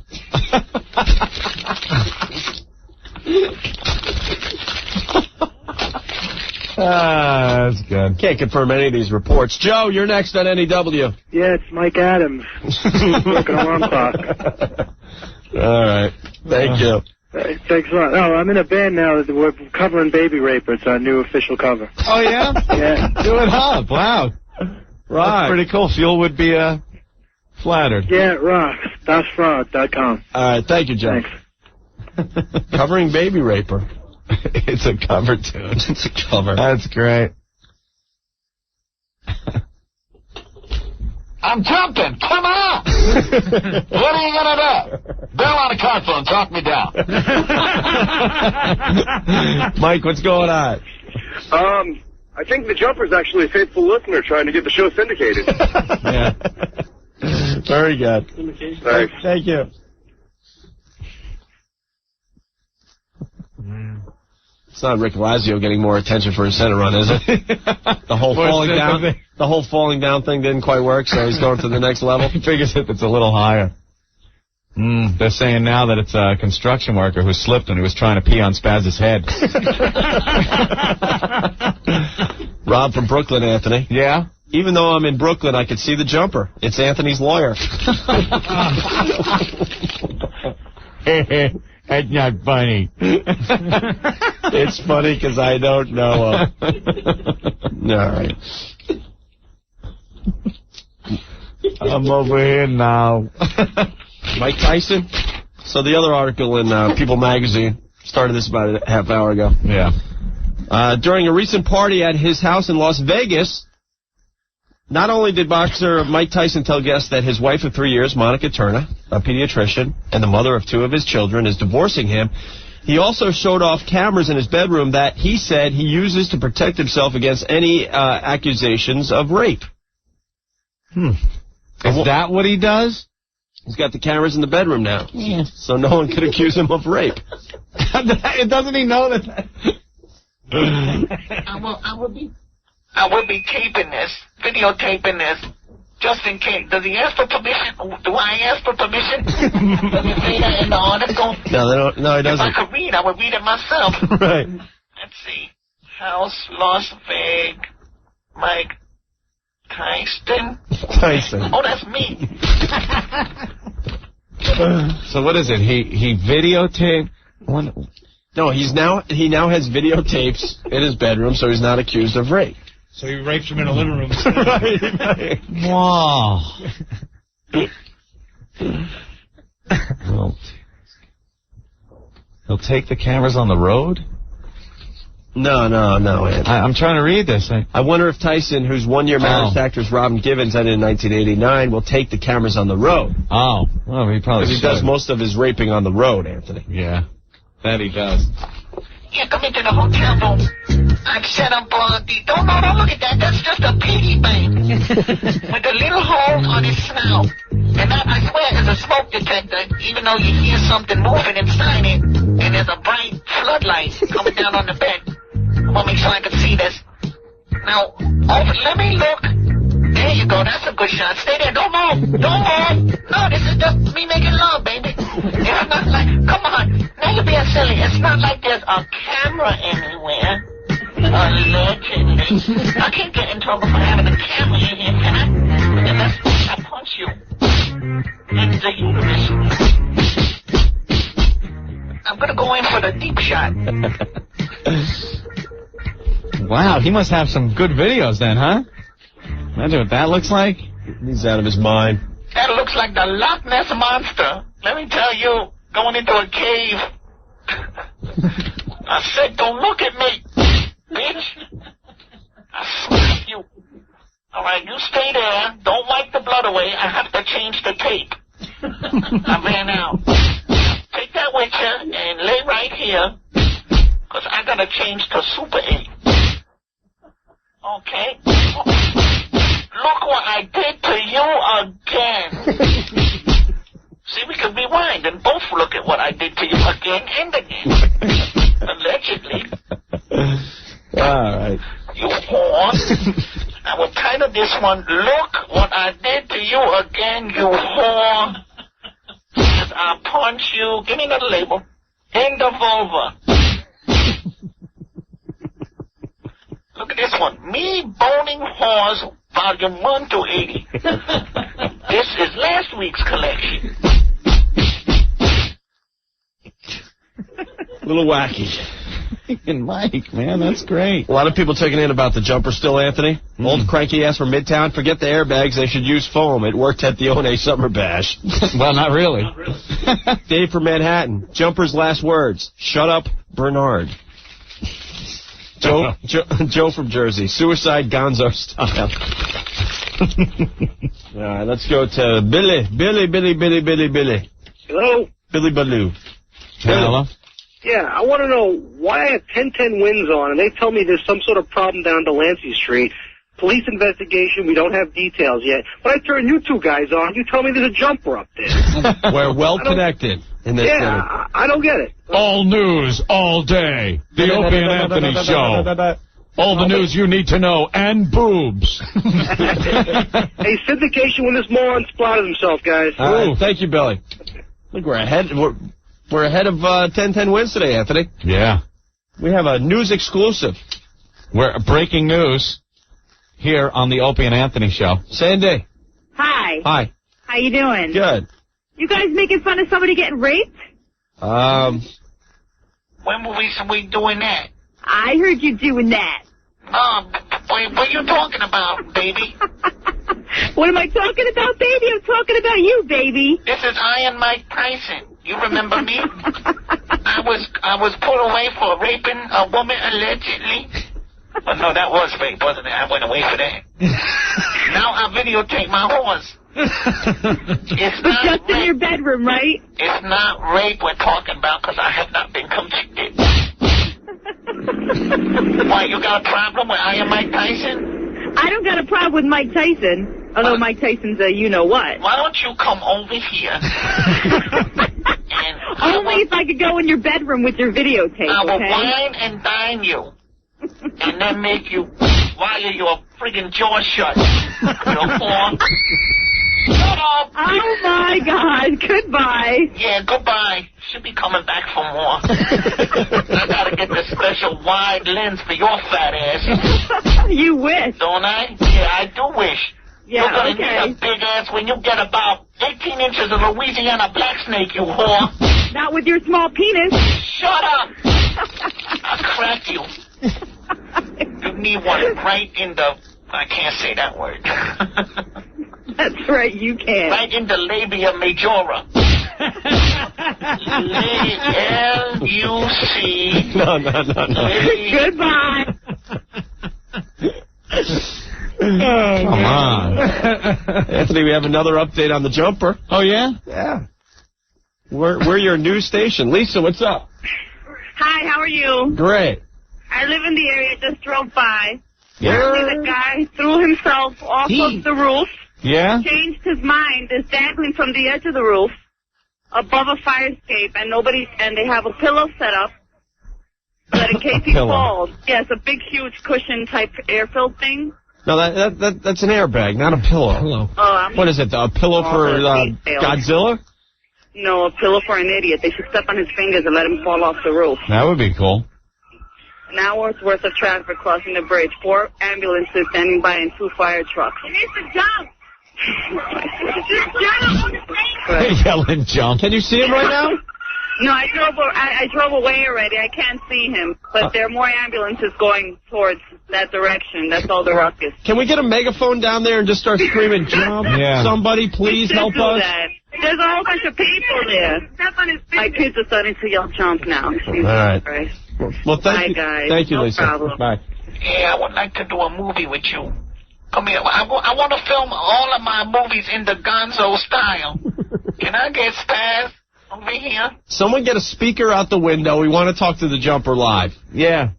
We want to talk to the jumper live. We'll get him to jump. This just it. It's not an airbag. It's Rockaway betting there. We want this guy to jump. We don't want to save him. You know how usually people talk him down? Yeah. We just want to. Yeah, we want to make him jump. Someone get a speaker out. Got to thin the herd out their window and get us on this on a phone right now. What? It'll happen. It will happen. You watch. Oh my God! Come on, someone's got to be there listening. Now he's gonna reach back with one hand, pull his cell phone out of his back pocket, and fall. They just pulled the jumper in. It looks like. Did they? We'll get the exclusive here. 1010 will have this in 20 minutes. Rich, what's going on? Yeah, how you doing, guys? Hey. I'm on the scene over here. They just pulled him over. Oh, they did? Yeah, he's on the roof. Ah, damn it. Why didn't you guys let him go? I had nothing to do with it. I was just driving by. Yeah. I heard it on the radio. I didn't hear it on my radio. I heard it on your radio. Oh, cool. All right, Rich. Thank you, man. Thanks for that update. Jumper is safe. Ah, damn it. You haven't had a good jumper in a while. Yeah. We had one outside the the Harley Davidson. Oh, that guy splattered. He went like 25 stories. Is that the one on a picture of the guy on the sidewalk? He did I think so. That was actually a different one. He did a header, though. Ugh. Exploded. Yeah. Full down. Why are you jumping? It's not a tumor. All right, we got to take a break, Ant. Enough on the jumper. I guess he's safe. Look how sad we sound. Dan from hell. I love to see other fans with random sayings on their cars. I've seen OK Terrific, Hey, I'm over here now, and How's my balloon knot? Very funny stuff when you're driving. Is that true? People starting to do that on their cars, too? I guess so. All right, Ant. I promised the Red Hot Chili Pepper tickets. Let's give those away. All right. We'll regroup. I think we're close to What Did We Learn Today on the O&A show. Very close. Winner receives a pair of tickets to see the Red Hot Chili Peppers and the Foo Fighters July 14th at the PNC Arts Center. The show is sold out, but we do have some tickets laying around the joint. We'll take the 10th caller right now. 212-757-1027. A gigantic boom box is coming down the street. Hand me the RPG-7. And Anthony. 1027 WNEW. Ooh, Anthony, Rockaway Betting. Oh, I love my Rockaway Betting bed. You know, if they put the bed that I got underneath the jumper and he jumped, he would fall asleep right there on the Rockaway Betting bed, not even knowing he had plummeted. How's that for a little tie-in? That was cute, yeah. Very good, yeah. Yeah. 140 stores throughout New York and New Jersey featuring brand name mattresses, CLE, Serta, Posturepedic, what? CLE, Posturepedic, Serta, Perfect Sleeper, and Simmons Beauty Rest. The Invisible Man got me open. Have prices up to 65% below department store prices. Rockaway Betting's the only major area mattress store offers you a free steel bed frame, free delivery, free complete removal of your old bedding, and you can buy everything there: headboards, metal beds, futons, day beds, electric beds, bunk beds, anything you need to sleep. Get it at Rockaway Betting. Rockaway Bedding's the fastest growing chain of mattress stores in New York and New Jersey for a reason: the best prices, friendly service, and free delivery to your home. You could shop at one of Rockaway Bedding's area stores or give them a call, 1-800-TRY-A-BED, 1-800-TRY-A-BED. If Jay Moore, Anthony, Spaz, the lovely Erica, everyone's sleeping in a Rockaway Bedding bed, you should too, right? Right, Anthony. Rockaway Bedding. 1-800-TRY-A-BED. I'm the Invisible Man. I'm just fucking around. Here we go. Opie, Anthony, our genius gets lost in the crap. I'm going to cut the crap on this end, I can tell you that. 1027 WNEW. All right, 212-757-1027. I believe we've covered everything today, Anthony. Yes. An action-packed show. Oh, yeah. Want to say hi to everyone going to the Devils game tonight. Devils playing for the Stanley Cup again. Yeah. And the Islanders on the golf course once again this year. Please. Drive for 5. Drive for 5, man. Well, obviously going to root on the Devils. Not going to lie, I'm not a big fan of the Devils, but...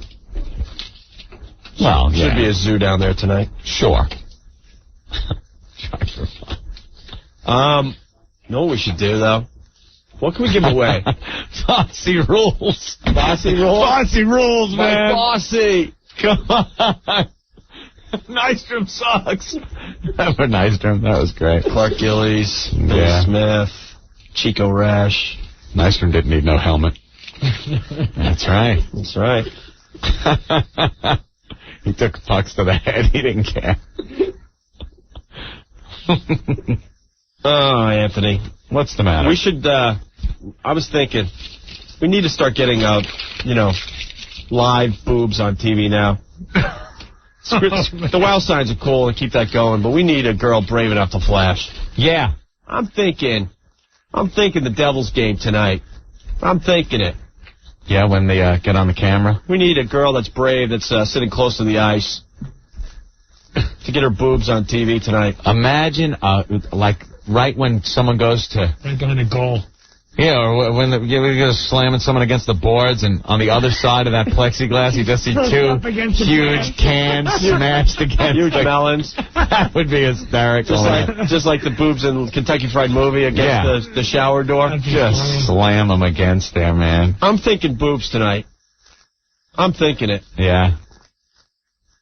Ladies, do it. If you do it, the Opie and Anthony show will take care of you like you can only dream of. Should have given tickets out to what T-shirt contest winner for tonight's game. Yeah.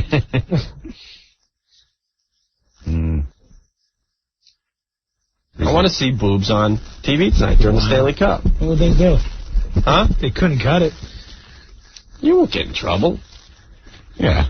You just got to plop them against the glass. Plop them against the glass, get on TV. Or flop your, shirt up when the camera passes you or something like that. Get on TV. Yeah. The girl that does it will be completely taken care of. Completely. Right behind the coach's head, they would show the coach. Yeah, they show the coach a lot. Spread yourselves out. One behind the penalty box, one behind the coach, one behind each goal. Let it rip. We'll see what happens. I bet it'll happen. But that's what I'm thinking. I'm thinking the ladies got to step up for the team tonight. We need this to happen. You ready to play What Did We Learn on the Show, Anthony? Yeah. Okay, 212-757-1027. I learned Old Dirty stabbed Colonel Mustard with a Sharpie in the bathroom. Yeah, have my Sharpie back, you crooked... that's funny. Let's see. Don, this guy learned that Don should forget about Anthony's shorts and just get those effing pictures already. Ponderous, effing ponderous. I also learned about the gay eye from your radio show today. The gay eye. The gay eye, the process by which a male listener attending O&A's road show fixates himself on Opie's feet and Anthony's legs. This ain't ponderous. It's just plain effing scary. The gay eye. All the freaking women around you noticing what Anthony's wearing and that I'm wearing Tevas. Yeah, you got a bunch of girls on the stage, and you're looking at the gay eye. Haywood from Yonkers. I learned if more movies had subtitles, moviegoers would be able to see a movie in peace.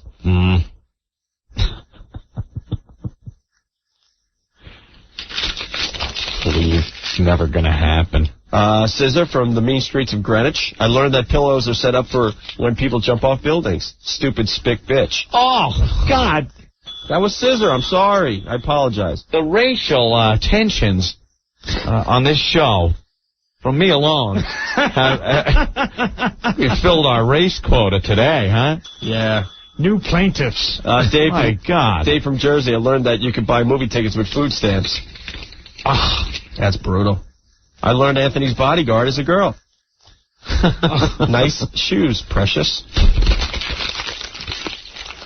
All right, let's go to the phones and play What Did We Learn on the Opie and Anthony Show today? 212-757-1027. Patrick, what's up? Hey, I learned syndication Napster today. Yeah, throw it on Napster. We don't care.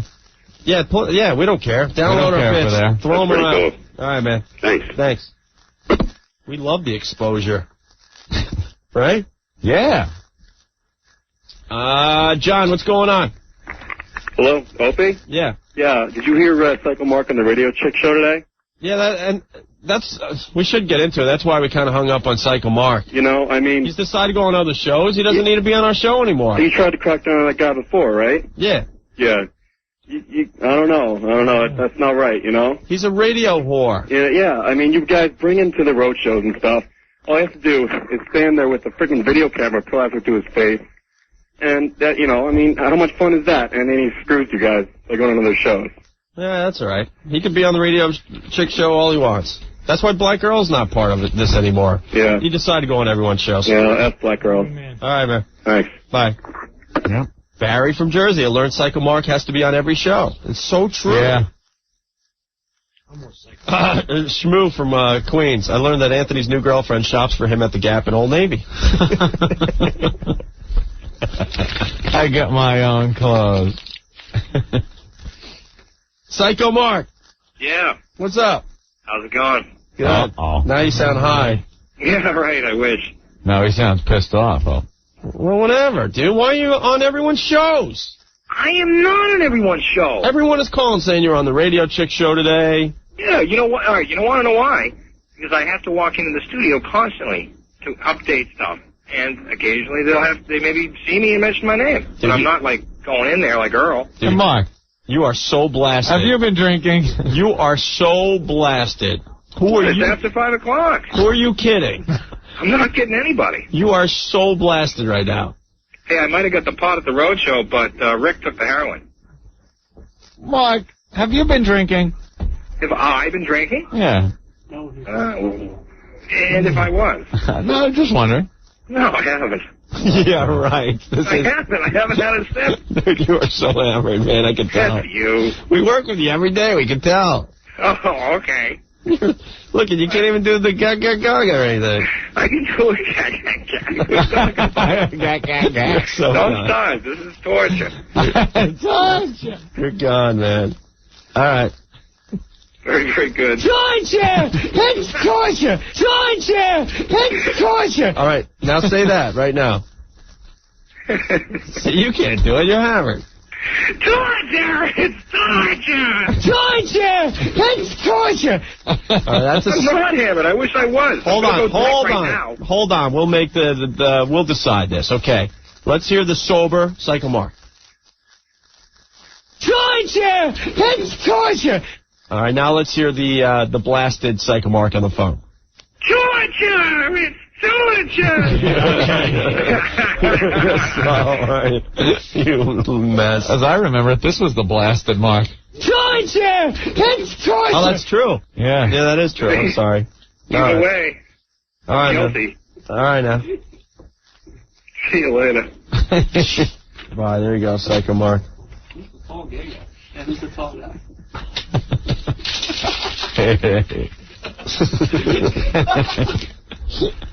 Oh, boy. All right. Let's go to Eric. Eric, what did you learn on the show today? Opie, Anthony. Hey. How you doing, guys? Good. I learned that Anthony's adventure to the theater was indeed Mission Impossible. Yes. See the movie in peace. Mission Impossible. Impossible. All right, thank you, bro. You got it. Let's go to Pete. Pete, you're next, Pete. Precious, Anthony, what's up, fellas? Hey. I learned that Anthony took his girlfriend to see Mission Impossible because dinosaurs were sold out. All right, Union Beach First Aid Rules. Peace out. All right, thank you. Let's go to Mike. Mike, what did you learn on the show? I learned that you guys are only going to get syndicated when the blacks and the Puerto Ricans can be quiet in the movie. Oh, my God. Thank you. No problem. Later, guys. All right. I learned that the Olsen twins now have buds and are 4 years from a threesome. Yeah, very good. Actually, 3 years. 17's legal in this state, right? 2 years and 8 months. Hope he's watching the calendar. Hog flogger from the Bronx. I learned that Ashley Olsen could stand up for her own at the movies with her new boyfriend, Anthony. Ashley Olsen. 14. Dan, please. Dan, check it in. I learned that the new Steve Kaczynski show didn't even last as long as the Kathy Lee CD in Opie's hands. Man. What a mess. Mike. Hey, Mike.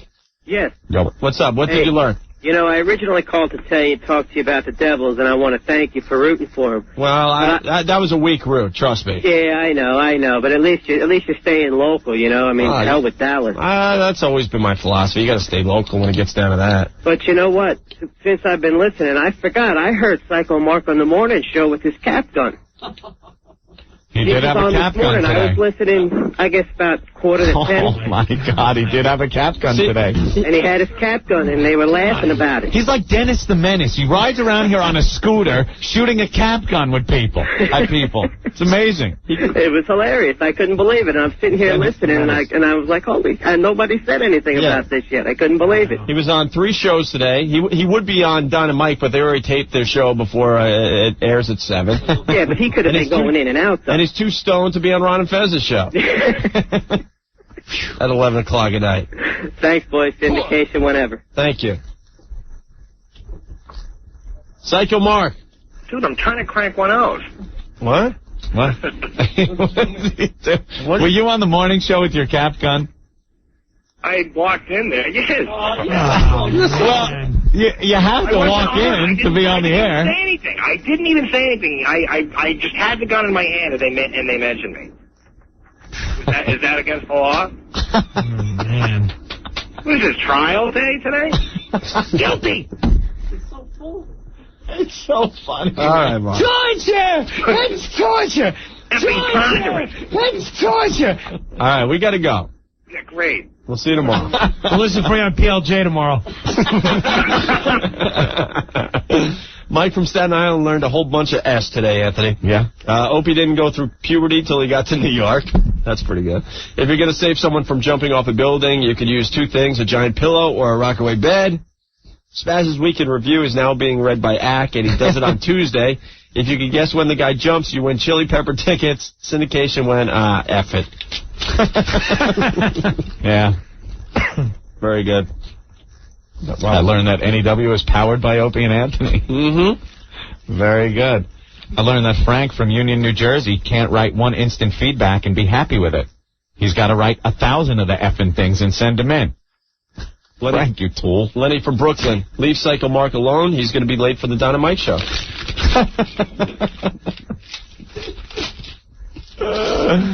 All right, let's go to Tom. Tom, what did you learn on the show today? Hey, what's up, guys? Hey. I learned to say that you're hearing impaired when you go to the movies. Yeah. Yes. Yo, syndication when you guys get the other half of that roast beef sandwich. Press conference. God damn, you're taking it way back. There we go. And you got reference of the day? Oh, yeah. Obscure reference of the day. Wow, very good. And right on. And we were eating roast beef. All right, thanks, Tom. Later. Wow. I don't think we're going to beat that one, so we should just get the hell out of here. I learned Anthony needs a bulletproof vest at the movies, 1 large and 1 junior miss. Oh, man. Well, we had fun today. Yes, we did. We're hoping for a lady to wow at the Devils game tonight, live on TV. And we're also hoping to see a ton of WOW signs on the highways and byways tomorrow for Whip 'em Out Wednesday, Anthony. Yes. We'll give them out. If you don't have the WOW sticker yet, you could put a homemade sign on your car. We love the homemade signs. They're great. You guys get creative with that. And Gorilla Boy, you're doing a WOW sticker stop tomorrow for us? Yeah, Route 22 in Union back at Gameland, across from Coconuts, where we were last Tuesday. Okay. We'll be there. You know what time?